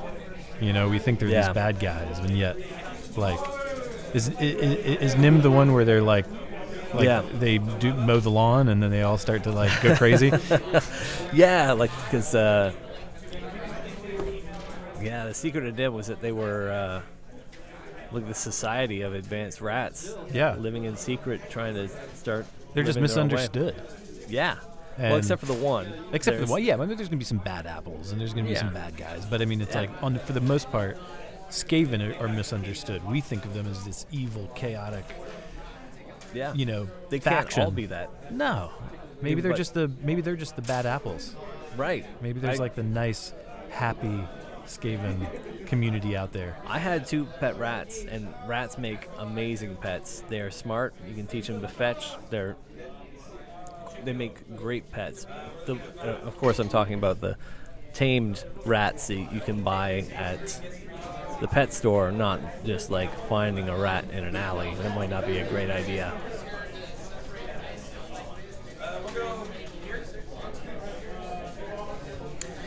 So if they're in the cleanup phase here of top of round 2, Yep, I'm we're just thinking- about to go into. there's a good chance Trevor pulled another 2 points, Yeah, I believe so.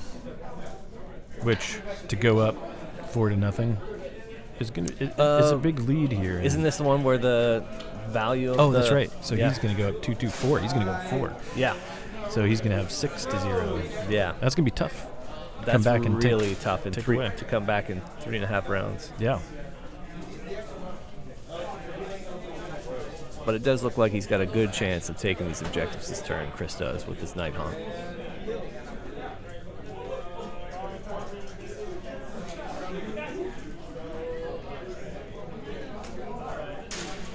Yeah, I'm going to go double check that and make sure we're right about the score. All right.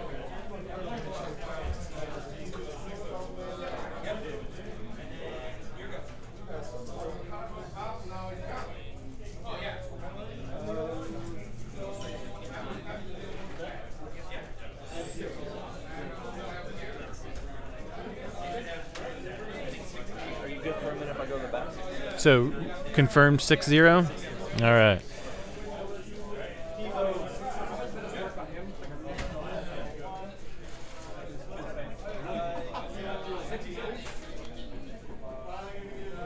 So we got to confirm there. It's a 6-0 bottom of round 2.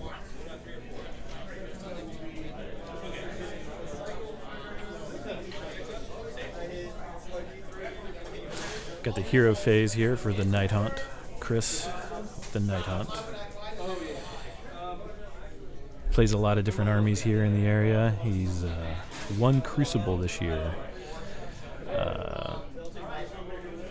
With Blades of Corn.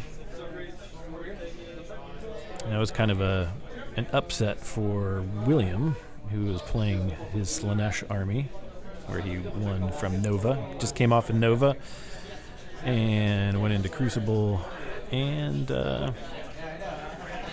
he lost to Chris and his Blades of Corn. And then Chris has been playing some Gloomspite Gits for a while. He's always had this Nighthaunt army. Pulled it back off the shelf for the tournament today. And Chris on the right there. Trevor on the left. Trevor plays a lot of armies too. So I've played Trevor against his Nighthaunt. I know he plays Bone Reapers and Skaven, of course. He's playing today.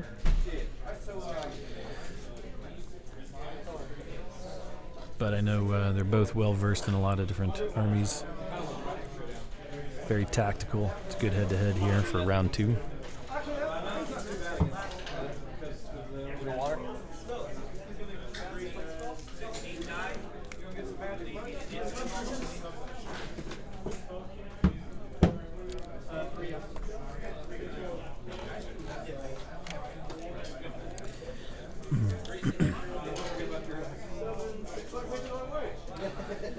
So the main group here in Orlando right now is called Space Force. These are 2 Space Force players, Chris and Trevor. Yep. William, who is the Nova and the LVO winner, he's also in Space Force. We've got a couple other people. We've got Doug, Zach, we got Ben, and we've got some new additions. We saw him just in the video. Gabriel, he joined Space Force as well. Yeah. Are we like de facto members? Are we separate? You and I? We're Warlando. We're Warlando, but we're a part of the Space Force community. Yeah. We're a part of the community here. There's an overlap. Yeah, I think there's a bit of an overlap. Yeah. And so, we're like a sub faction. yeah, there you go. Good, a sub faction. Yeah. When we go to tournaments, we typically write down Warlando. Yeah, just because absolutely. it's a That's our club. right. Yeah. So we are. Yeah, But Warlando is also the whole community. exactly. We're the community. It's of not Warlando. like restrictive, No. and so it's very inclusive, but it's a growing community, which is nice. Yes, very nice. And yeah, each one of these tournaments that we do, I think it's just going to grow. I think people are going to see this, and they're going to say, I want to play there. And so I think we'll start seeing more people from around Florida. This is, like, for something like this, to have this many people show up, I think that, we're going to start getting people from Tampa, from Jacksonville, from Daytona. I think we're going to see a lot more people show up over here. Yeah. Oh, yes. And John. Forgot. Steven reminded me. Man, JD. John is here with Space Force as well. Oh, and Brendan. Brendan is Space Force. Oh, and I just couldn't see them all down the row. I was looking at the people as I named them off. So now they're coming in. There you go. There's Brendan. Brendan's playing John. Ooh, I think. This is... that's got to be a rough game. Because I bet John's that's been intense. playing his Iron Jaws, and those things have been nasty. I really like his list. He can reach you from anywhere on the board. You think, oh, I'm going to put my guys in the back. He can't get me. No. When you play somebody like that, you want to lean in on the screens and make sure that you've got yourself covered, because he is going to run into you with a block of pigs, and they're just going to cut you down. They're so devastating. I find I really want to do a big Gorgrunta list, but they're daunting to paint. They're beautiful, and there's so much detail to paint. So I think it's just going to take me leaning into the first two to start just completing that task. You know, the journey of 1,000 miles begins with a single step. Yeah. Oh, seeing this Lady Olinder just piled in over a Storm Fiend, being able to fly over for pile in. She's trying to take the objective. She's hoping to get the objective from the Clan Rats. Let's jump in there and take a look at these nice models. What was that, Lady Olinder? No, that was the... Oh, yeah, she did. Looks like there's one Clan Rat left, so maybe his Knight of Shrouds will be able to get it. Yeah, three Clan Rats left? Oh, there you go. Got, what is that? Is that Knight of Shrouds? Knight of Shrouds, yep. Okay. On an ethereal steed. Only one Storm Fiend left. He's the general. Yeah. I'm getting close. Is that the Warlock Engineer right behind the Storm Fiend? Looks like it. Yeah. He's another one that could hold the objective. Man, there's 3 of them left. I love these condition markers that Trevor had made. They're laser cut electrical box labels. He got those from Mini Duels. Also, not a sponsor, but great people with great things they sell. Yeah. Mini Duels cool. We kind of they call it the Space Base. The Space Base for the Space Force. Yep. Do you know the origin of the Space Force being the name? I do. Yeah. What is it? Yeah, it's really not because we got a bunch of gung ho like military buffs, which probably makes it sound like that. But William, being one of the starters of the Space Force group, he's on his green card, and he's from Indonesia. Yep. And they were joking because he would have to get his green card renewed, and they were like, and that's a process. It's a tough process for people. I did that too as a Canadian. Oh yeah, as a Canadian. So all about it, right? All about it. and so the joke was join the Space Force, and then you can get your citizenship. Get your citizenship and hang out. So they called it Space Force. And I guess it stuck. Yeah, it did. We have lots of Space Force shirts in the crowd today.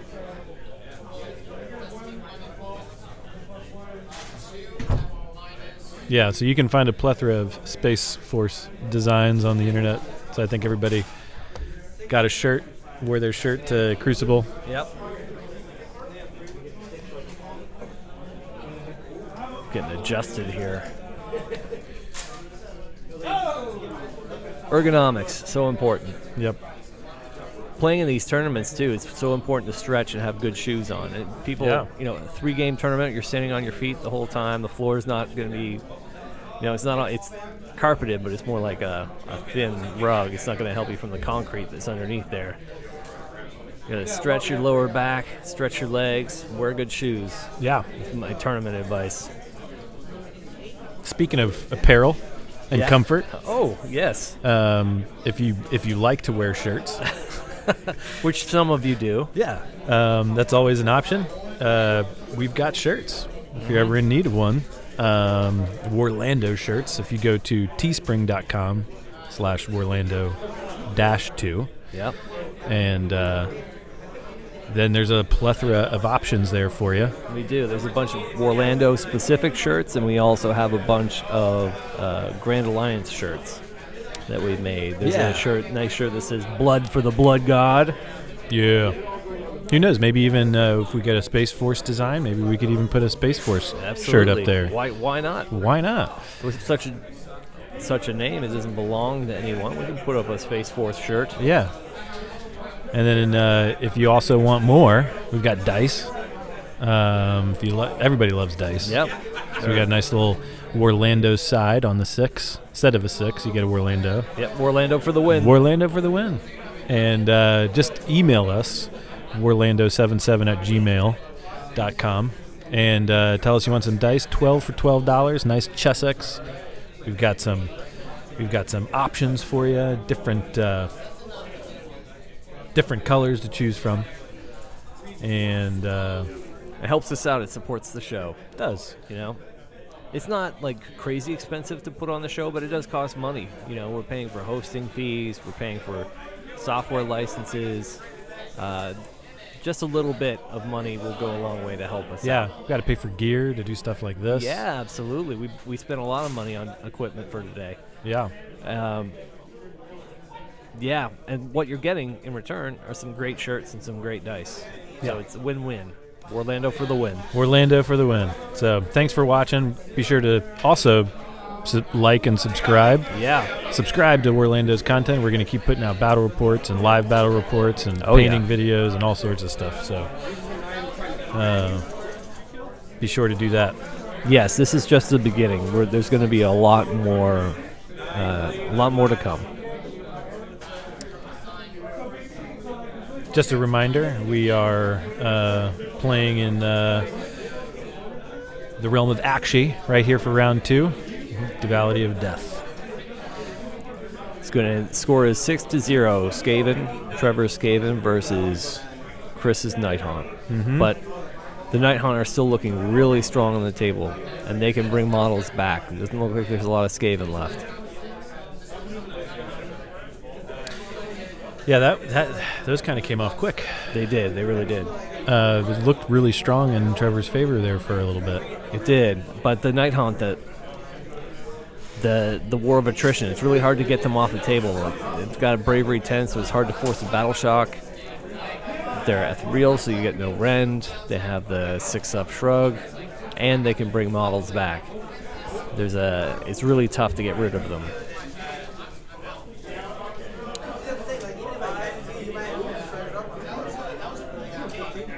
Yeah, I mean, and just to recap a little bit, there was a nice, group of Storm Fiends here, and now you can just see the one. And he just kept bringing in his Nighthaunt, and it looks like his heroes here were able to get inside and take over. Well, not quite, because it looks like he still has 2 right there. Yeah, he's really not able to clear out these last couple of rats. Yeah, so I wonder if maybe Battle Shock will take him off. Because if Battle Shock takes him off, he can still get it.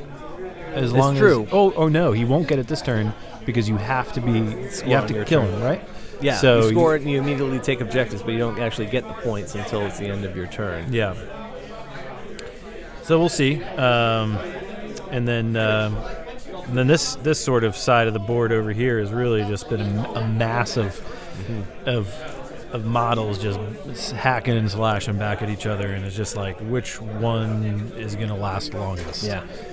I like the drawing on the right that you made, because to my eye it looks kind of like Bert and Ernie are making out. Oh, yeah.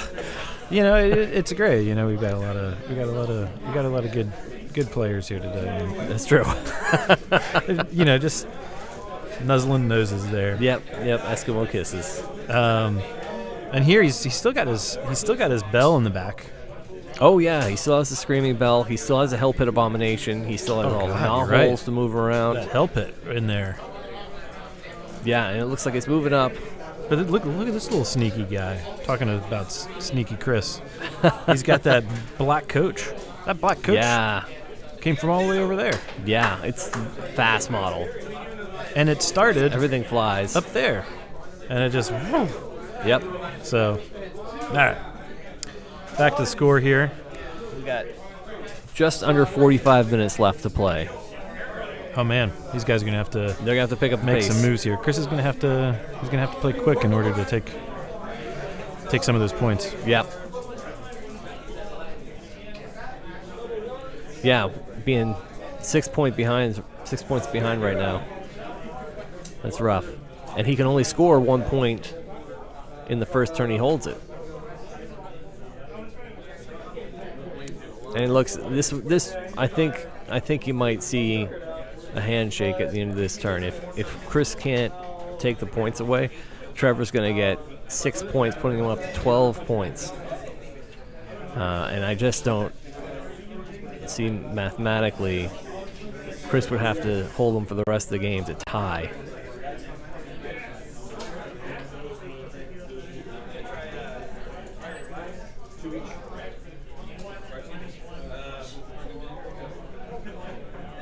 Here we go. Looks like the Knight of Shrouds is attacking right now. Well, he took some wounds.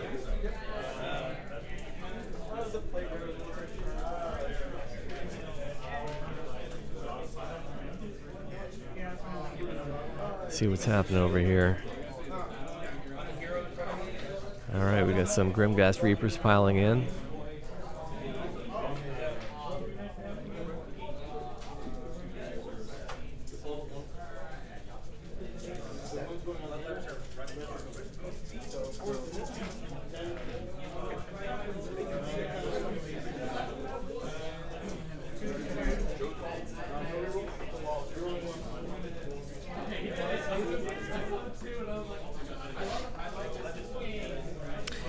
Yeah, so I think I gave the wrong address for our shirts. Somebody just let us know. Was it? Stores/Warlando. Ah, there it is. Let me see if this works. There we go. Let me update that. Thanks. Huh.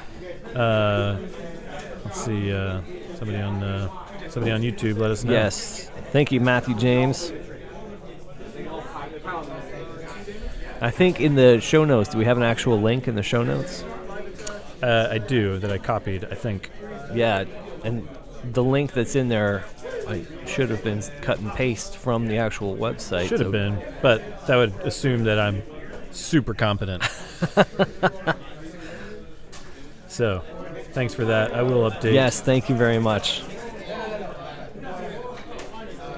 Matthew James, I love your Bob Ross icon there. Nice choice. Okay, I think Chris may have stolen an objective. If he did manage to steal that objective, that means this game is still going. This game is not decided.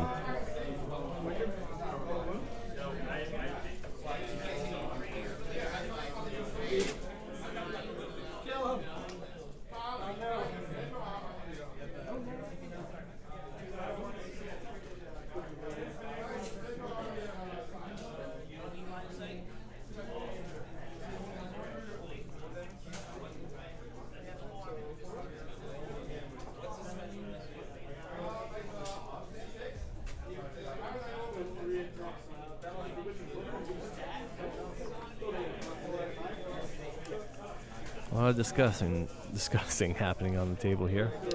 Yeah.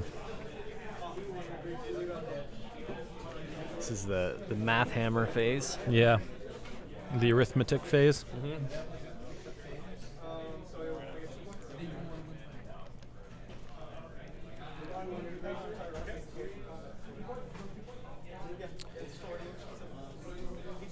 We do have another video. I'd hate to go to the video and see the end of the.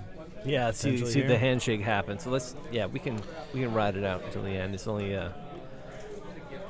just under 40 minutes left. Yeah. It's been quite a grudge match here, though. It has. Lots of bodies taken off the table. Nighthaunt's still looking in really good position, except that they don't have any objectives or points yet. Just wiping Trevor out, but that's Age of Sigmar. You got to play the objectives. It's not all about killing your opponent. It's about getting those objectives. Right. And Chris will be the first one to tell you that. Yep. And Doug would call that Euro style. Euro style of playing the objectives and not just... Yeah, playing the Euro game. Ooh, Warlando's. Oh. Oh, Chris got excited there.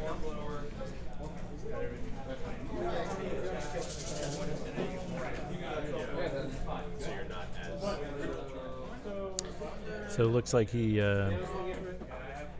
got some models in there, but I don't know if he was able to take those clan rats out. If there's one clan rat left.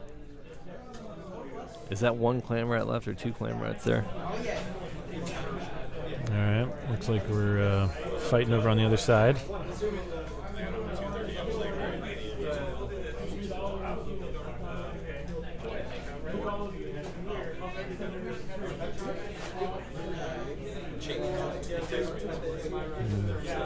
Looks like Chris is piling in over here on Yep. the right objective. He's got to get that. He's got to get that last couple clan rats out, or he can't take it.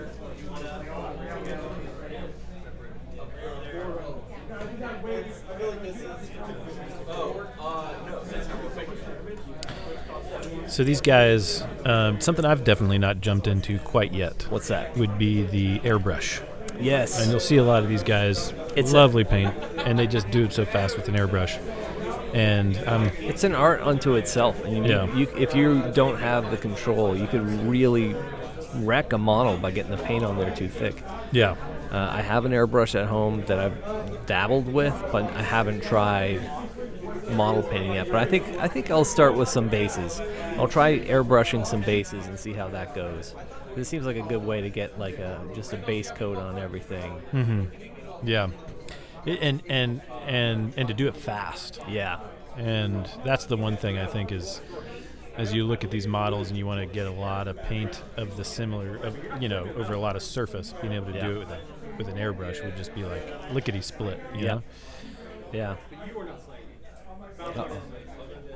All right, going into the argument phase here. Yep, the argument phase. Got the rule book out. This is Chris's favorite phase.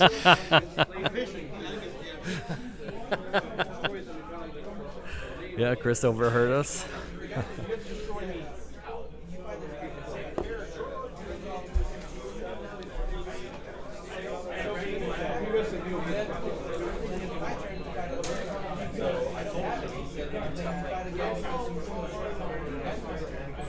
Is that flourish again?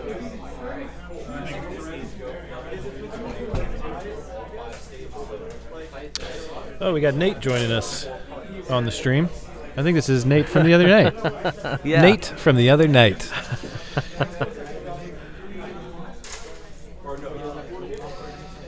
No, you say no glitz. You got to watch the last battle report. Yeah. That's where we had a glitz. We did. We had the glitz match up battle there. report. So head back to the home channel. Not yet. Not yet. Watch the Don't live stop stream watching first. yet, Nate. And click and subscribe, and don't stop watching. But then you can go back and watch the one with the gloom spike gets. Mm-hmm.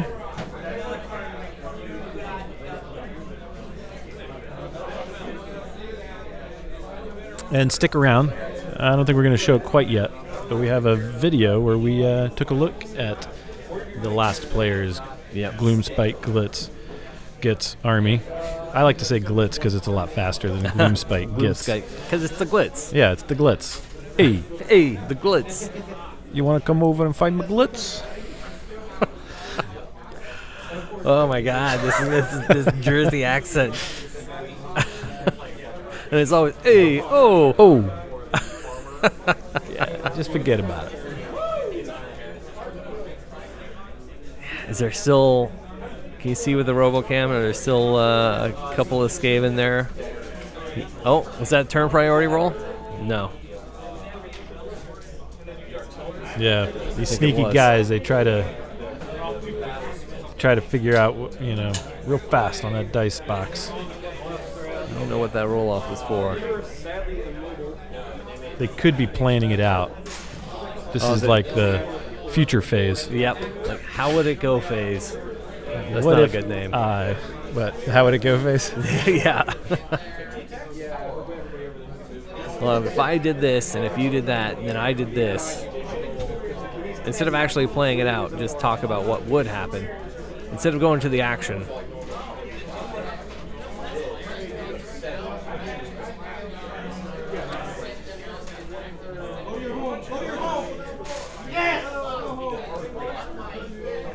All right. Yeah, that was a battle shock. Storm Fiend's gone.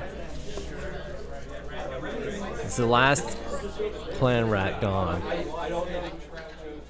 Chris has settled back. Yep, he's in there. He's in a confident pose. Looks like he's going to let the dice decide here. Yep. Can you tell with the robocams that last clan rat out of there? Does Chris control that objective? On the rightmost objective there. Closest to the robocam. Yeah, there is. Let me see. Let me take a look. See. Let's do it live. We don't mess around here. No. Taking You off want to some know? more. We're gonna Yes. go. It looks like he took that clan rat off the objective. All right. That was decisive.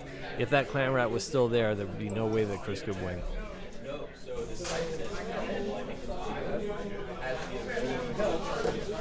And on the other side, it looks like he's. Does he have that objective too? I don't see any other clan rats there. Yeah. So it does look like he's been able to take off the clan rats in this area and the storm fiends. Mm-hmm. So that's an objective for him. He does still need to watch out for this hell pit right here. Yeah. And then we have control over here for Nighthaunt. But he still has the bell down here. I'm not sure what that's going to do in combat. To counter that, he's got his black coach over here to the right of the bell. Yep. So not really sure. I wonder now if they're planning out, does he have the chance to take those back? Yeah. Because it being only round 2, that means round 3, it's 2 points for Chris. Round 4, it's 3 points for Chris. Yeah. Round 5, that's 4 points for Chris. Yeah. He's just going to rack them up. And Yeah, it does look like that. And this is, he shut down Trevor, so Trevor's not getting the points this turn.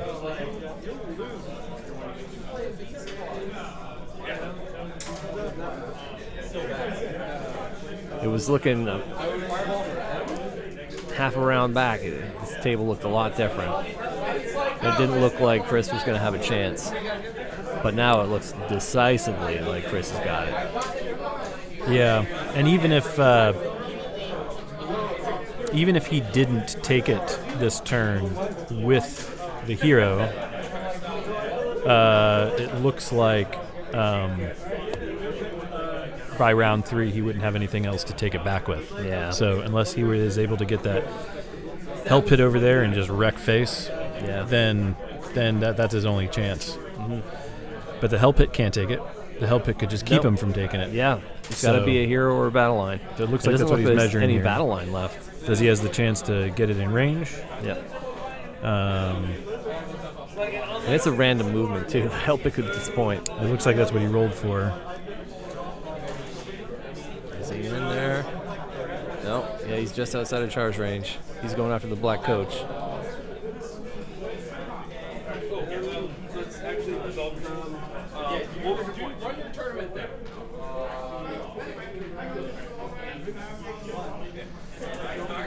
You are watching Warlando.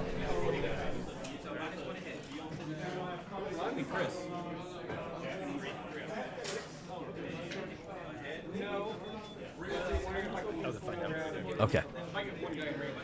Yes, you are watching Warlando. This is the Here We Go Again Lads tournament at Campus Cards and Games 2, CCG2 in Orlando, Florida. This is, Campus Cards and Games 2 is located on the corner of 436 and University. If you're in the area, there's still lots of game left to play. You can come and check it out and cheer on your favorite player. All right, so they did sneak it in there. They did sneak priority. that turn priority in there, which is all right. So this is top of 3? This is top of 3. And Trevor is going. And what's the score? Did you get the score? And I did get the score. What is the score? It is now 6-2. All right. Trevor's winning, but it is 6-2. Yeah. It doesn't have a whole lot of models left. No, it could swing really quick because it could end up being 6-6 at the end of Chris's turn. Mm-hmm.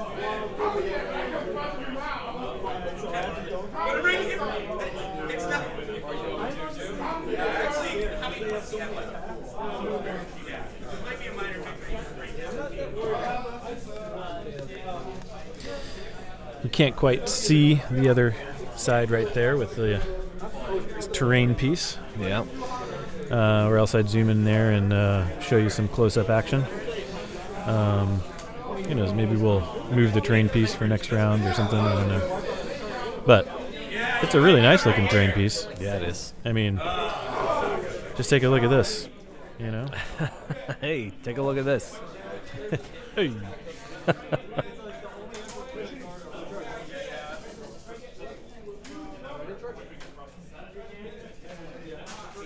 Yeah, you're right, Kevin. Yeah, the Bell could take it. He could sneak it back. Because the bell is a hero, right? Yeah. There's a hero in there? It is a hero. It's a Grace hero on the Screaming Bell. And that's his general, too.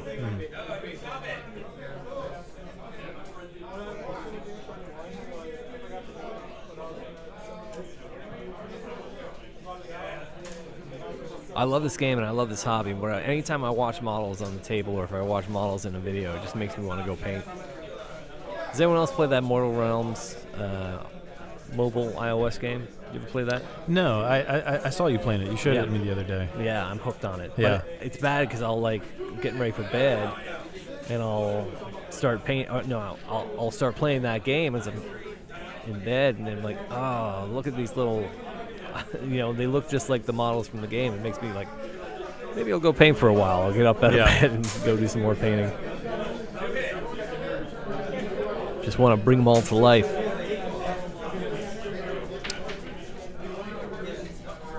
They've definitely been like ramping up their games. Oh yeah, the Total War games have been pretty popular. Yep. The app games have been pretty popular. Mm-hmm. I did play the Total War game for a little bit,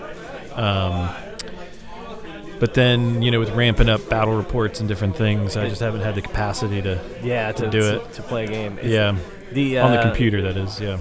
The Mortal Realms game on the phone, a match is like 2 minutes. So mine is Xbox. It's easy to just sit down and play on the Xbox a little bit.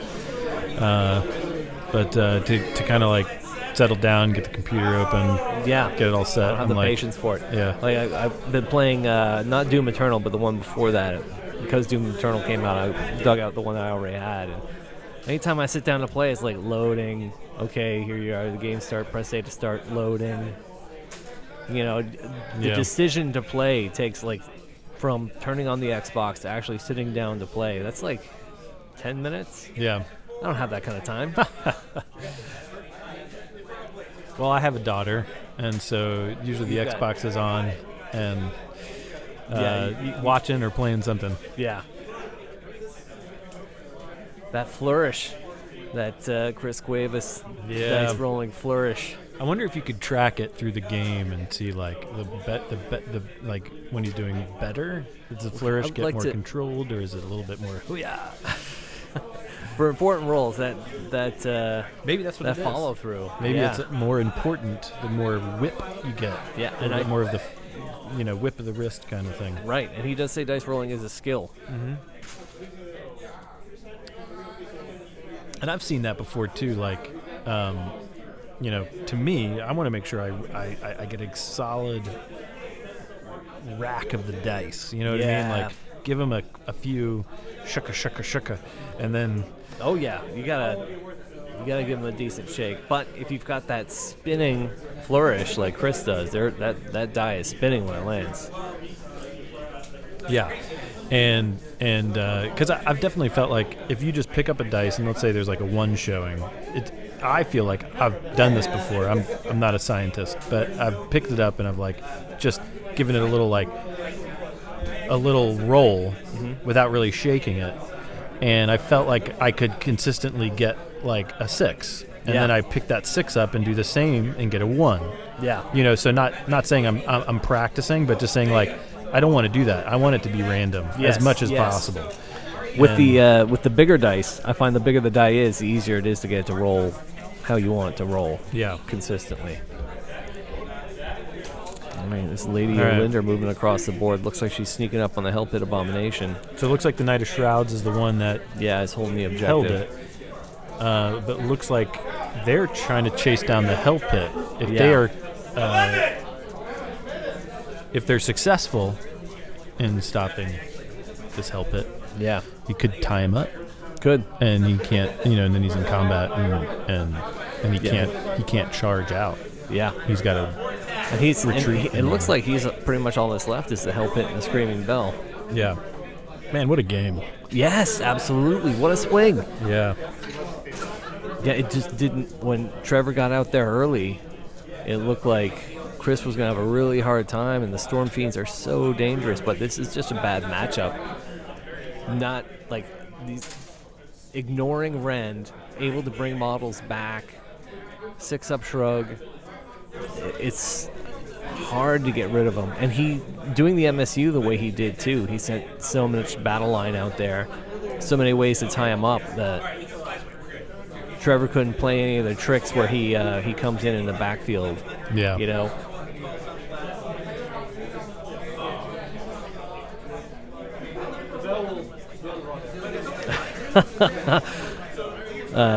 Nate's Miniatures, he says, 16 people here and only 6 likes? Something feels off. Is that like is that a testament to us? Well, what I've found is you gotta, which I didn't do for these first 2 rounds, was like, I gotta go to the different Facebook groups and post like, hey, here's the video, come check it Yeah. out. And I didn't do it for these first 2, and We'll do it for the third. On lunch I think we break, should do we'll it for the third. Splash it out there. Yeah, I just like right when we go live is when I need to like, right before we go live is, hey, going live now, come watch this, and then people will trickle in over time. Yeah. And we've been so focused. This is our first time doing Yeah. it. We've been so focused on the physical side of what we have to do, that Correct. the getting out there on what we need to do in the virtual world. We didn't get that out there the way we would have Yeah. liked. So that's our excuse for why we only have so many likes. Yeah. It's not about the Nate. quality. No, I know. Hopefully, I think what Nate means is. Against LVR.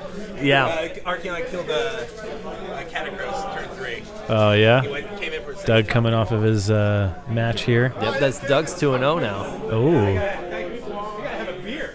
So now he's going to come distract Chris. Yep. Chris is like, get out my house. It's already enough of a distraction having all these cameras pointed at him. Now we got Doug over here.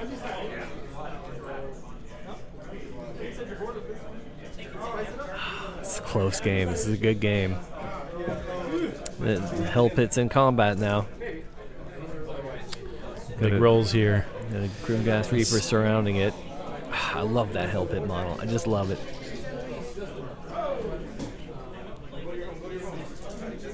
All It's your right. home. Go to your home. Oop. 1. 2 down. This Hell Pit Abomination is done. It managed to do a mortal wound on the way out, but it is gone. So all that's left that I see is Screaming Bell and some Plague Monks.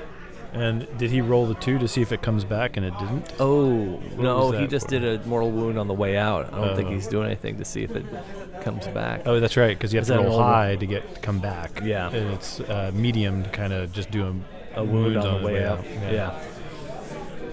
Yeah, I think it explodes into like a bunch of rats that are inside it. Yeah.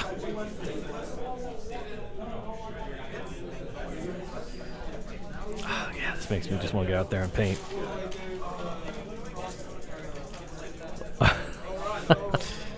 Hold on, likes are coming in.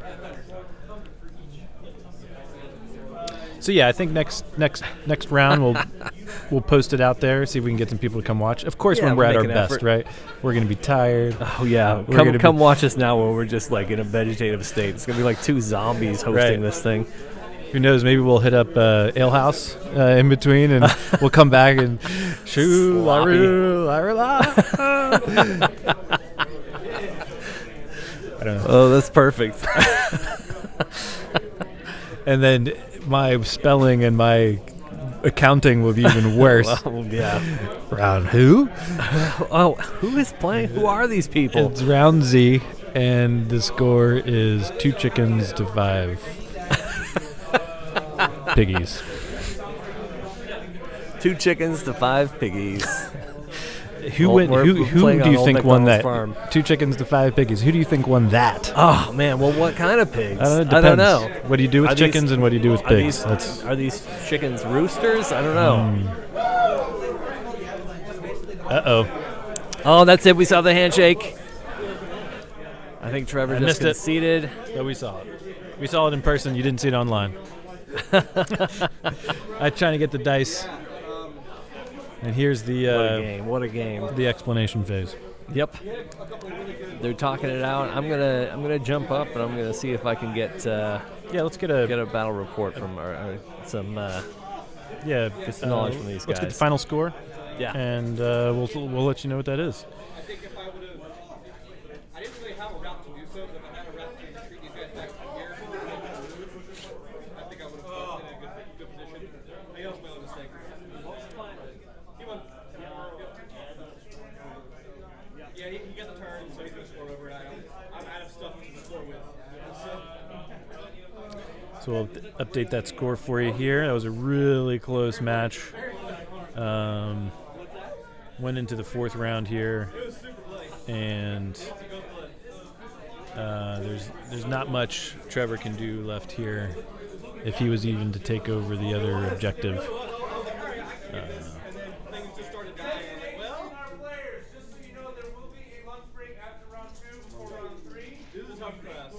This is where the models landed for the end here. Yeah, they're durable. Like 10 ethereal. Should I try with the... If you had given it, because I know... I wasn't confident getting it to as a problem.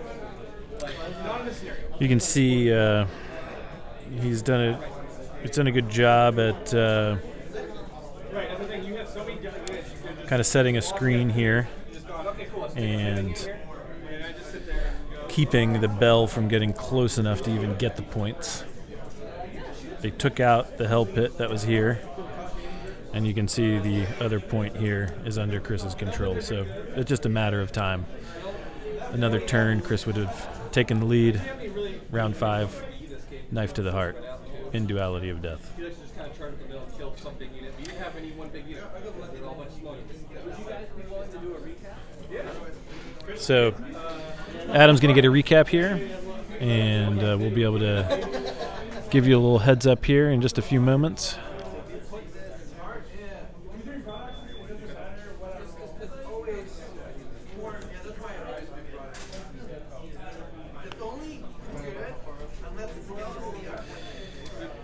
If you like what you saw, feel free to give us a little support.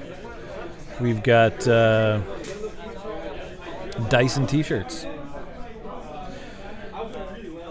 So feel free to email us at warlando77@gmail.com, and you can get a Warlando pack of dice, $12 for 12 dice, Chessex dice, good quality, good color. Warlando on the 6.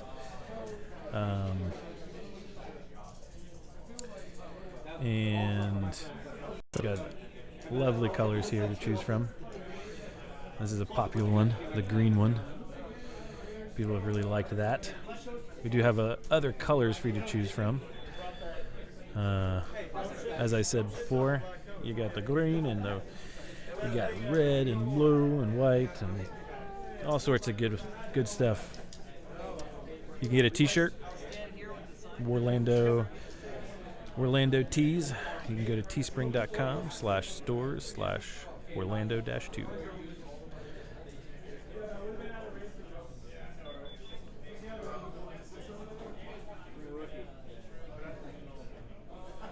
So be sure to subscribe and like. Thanks for watching. and let us know what you thought was going to happen before we hear it from the other guys. Definitely looked like there was going to be some. It looked like it was heavy-handed to Skaven for a while there, and then Nighthaunt came back and kind of just spent some time clearing out the objectives. Just a matter of time. Yeah, but I had to take our turn. If I didn't go first turn, you were pulling me off. I did stuck one of your little 10 areas, or you finally get it back. I remember if you see that. I did have a shooting to take out maybe one of them, getting there delivered.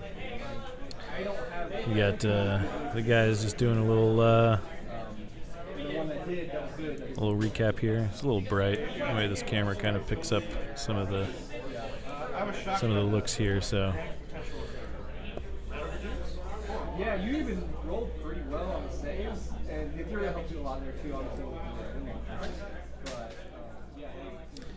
There's Warlando Adam getting a little recap. You got Chris on the left, Trevor on the right. Got me in the back in blue, sporting my Warlando t-shirt. So Did you catch me tilted or no? you can see our stream setup here. Got some cameras and running a few different USB cameras, and got a little robo camera. It's been nice and fun. Just using a computer and Wirecast to do our program switch. Got my little drawing app here. Running it from my iPad, just keying out the blue.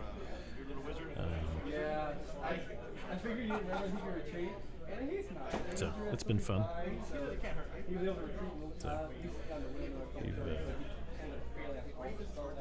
So we got Adam over here. And we got Chris right there. We got Trevor right there. We got this goofball in the back over here. So yeah, this has been fun. Thanks a lot for watching. We got another match coming up here pretty soon. Actually, it's gonna be a little later. We're gonna take a little lunch break. After the lunch dinner break, then we're gonna come back and we'll have round 3. We'll have the 2 players playing off for first place at the table, and we'll be here capturing it. And What about your scenario? My army wants to stick together and support each other. and we'll be here all night. So we've been here. We were here all last night, and we're here all tonight, or all night tonight.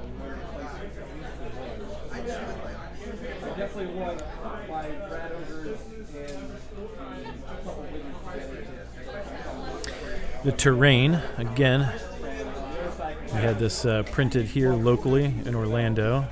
That was great. Got a local guy that does 3D printing, and he did a great job. William Sohaili. He is a great painter.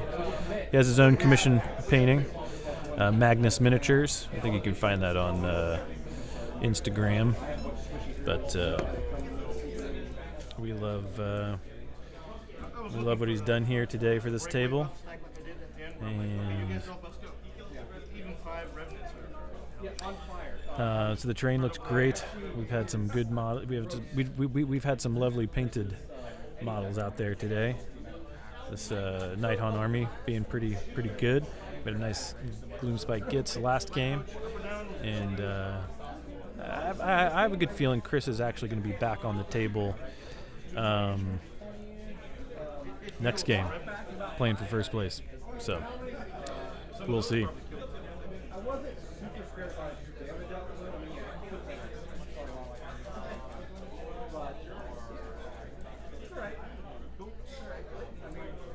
I think it fits. What do you bring?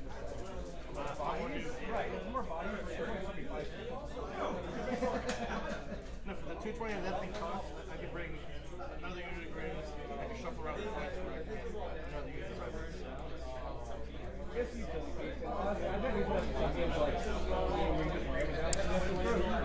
get the tables reset and probably shoot a few little interviews if we can, so you can kind of meet some of the players and meet their armies. And we'll come back later on and we'll be ready to shoot round 3. And I'm not sure. I didn't really see who was. It might be Doug. I wonder if it's going to be Doug and Chris back on the table here playing for first place. I'm sure William's probably done fairly well. And if he won his. I'm not sure if he won his first game. But we'll have to get a little score roundup for you so we can come back and kind of give you a highlight of some different scores and whatnot. So this is our first official live streamed event. So, of course, thanks for, so of course we're going to have things we're learning, and next time we're going to get a little better and a little better. But we'll be sure to continue doing these live streams and kind of honing the skills and getting better at our time management and all that good stuff. But I think so far I've been pretty happy with what we've been able to put out there. So thanks for watching. And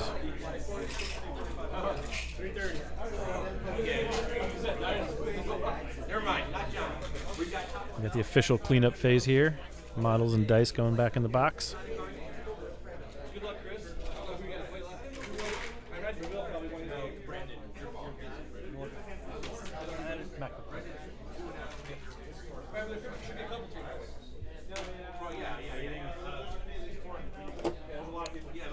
Oh, actually,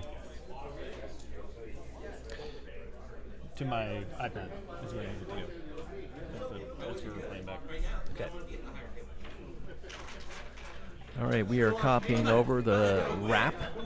We had Chris and Trevor talk it out, and they're giving us their feedback, their answers to the battle report. They're currently packing up right now, and we are about to go on our lunch break. Round 2 of the tournament is over. That was a really entertaining game to watch. Yeah, that was really good. The matchup was fascinating too. I think they both cancel out each other's strengths. Do you know what I mean? Yeah. So it was just a matter of who could stick around longer. Because Nighthaunt, they're going to have the armor save max because you can't do rend. Can't rend them. But Skaven is going to put a lot of mortal wounds on you. Yep. And a lot of wounds when they get them through. Yeah, those. And I'm surprised he only brought the 6 of the Storm Fiends, because Storm Fiends are my favorite unit. They just do so much. But he had the Hell Pit. He had the Screaming Bell. He had a lot of fun toys. There were a lot of good toys in this list. Yeah. It was fun to see how much movement in Duality of Death. Sometimes, I wonder if it's just going to be, it could ruin you to have to split your army like that. Yeah, it really can. That's a huge challenge, particularly if you've got a list like Chris was saying. He likes to run his list like a Death Star with everything together, Yeah. And Trevor, not as much, but still it's kind of the same idea. He wants to get around where he can cast the bridge and just take everybody over or get through a gnaw-hole. Yeah. But why don't we go ahead and get a little wrap-up from these two. What do you think? Yeah. All right, here you go. Let's hear from Chris and Trevor. All right, lean in a little closer, fellas. All right, so how'd that game go? It was super fun. It was bloody. Yep. Lots of ghost blood and rat blood. Ghost blood and rat blood. Yeah, so every time I fight up against Trevor, I'm guaranteed a crazy close game. Yeah. I don't think we've had any one-sided games in a long, except for the one a long time ago where they FAQ'd everything I did. Yeah. One time I was playing Stormcasting directly. But back to this game, I think it was a tough call for you to risk the double turn. But Yeah, but I had to take first turn. If I didn't go first turn, you would have cornered me off of all the objectives. You would have stuck one of your little 10-man units or even 5-man units in the back and just sat there. And I did have the shooting to take out maybe one of them, but getting there is the other issue. I don't have too many good units to sit in my army.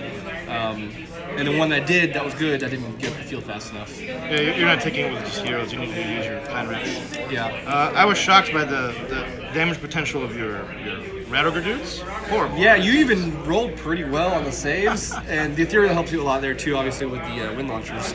But yeah, they can put out a lot of damage in both melee and at range. So as soon as you killed him, it was instant tilt for me. I don't know if I showed it, but I was like, I wanted to go home. It's not my bike. I hate. I want to be with there. the head menu in front there. Yeah, I was like, Mom, I hate my school. I hate everything about this. That's what they do. So did you catch me tilted or no? I could definitely see you're like, oh crap, these things do way more than I remember them doing before. I was like, oh no. So as soon as you tilted me, my entire goal was like, I can't have those guys do that again, because you kill all my characters or something like that. Yeah, and you took out a good 3, I think, pretty early on. The last 3 lasted a little while, but not long enough to change that side of the board, mostly because all I had over there was holding was clan rats. You caught me with a fail when I sent in my dudes against your little wizard, your foot wizard. Yeah, I figured he didn't remember he could retreat. Like, he's not dangerous, he'll be fine. He can't hurt me. He was able to retreat, and I at least got him to live another couple turns, but he ended up failing, I think, all of his spells after that, so it didn't matter a whole lot. You had that one good turn where all your spells were just hell. Yes, all the spells I wanted to go off went off, and then we both had a couple turns where nothing went off that we needed to go off. Yep. I think my biggest mistake there was I had a small unit of rats left over from our skirmishes on the opposite side of the Lady Oak of the board near my bell, and I didn't really have a path to do so, but I should have figured out a way to retreat them towards the bell so I could move the bell up later. If I would be able to move the bell up later and didn't get stuck, then I probably would have hold it at least. So it contributes a decent amount of combat as well. So. The monks were absolutely hellish. I remember that you didn't hit me. Well, you did hit something full force with 60 attacks. Yeah, it was. Yes, I did. I had 63 attacks on one of your 10 minions. I think it just went poof, if I remember right. What about your scenario split? Because for me, this is really hard. My army wants to stick together and support each other. It's not too bad. I think I split it about as best as I could. I wasn't sure what side to put more clan rats on, but now the whole situation is a little bit of a concern as well. On where to place at least the one. I definitely want my rat ogres and the couple wizards together because they're kind of combos with the bridge. There's more war power. And on the other side, I can have the monks need to be with the bell because A, they push the bell, and B, they actually don't run away because the bell's nearby. So I don't really have much of a choice. Did you fear anything on the Nighthaunt end or not really? I mean, everything is scary on the Nighthaunt end because you have so many little units. If I throw too much into one unit and overcommit, that's wasted attacks too. That's one of the benefits of Nighthaunt. And all the deep strike always is a concern. I have a bunch of squishy heroes, so you kind of come and sneaking in and almost killing my heroes is scary. I was looking for the breakaway buff stack like I did at the end, where I'm like, okay, you guys draw the buffs, go. Yeah. Because even 5 revenants are yeah, on fire. On Inferno Blade. On actually is gross. Versus any death army really, because it's just the amount of attacks and Inferno Blades. I didn't care about Stealth Rage so much as Inferno Blades. Black Coach, up or down? Was it shitty? Was it... Honestly, this game, I can't. It's cheaper now, right? It's like what, 220-ish maybe. 20-ish. It heals. It brought back about 5 guys, I think, this game. And some of those probably killed it, I think. I wasn't super scared about its damage output. I mean, yeah, it can kill clan rats while they want like everything else can. But it's all right. Cool. It's all right. I mean, I think it fits in with the army because what are you gonna bring besides it? Just a lot more dudes, yeah. Right, it's more bodies, but there's only so many bodies to fill the board. No, I could bring more.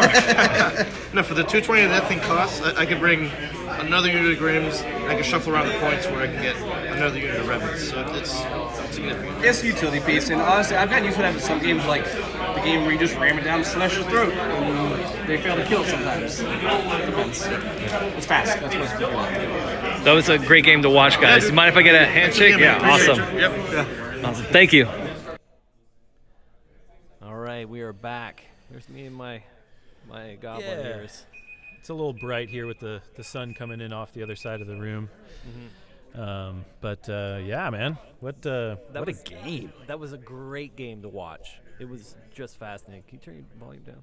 Oh, yeah. Oh, that's right. My monitoring. Forgot to turn it off. Whoops. Yeah, great game to watch. 2 great players.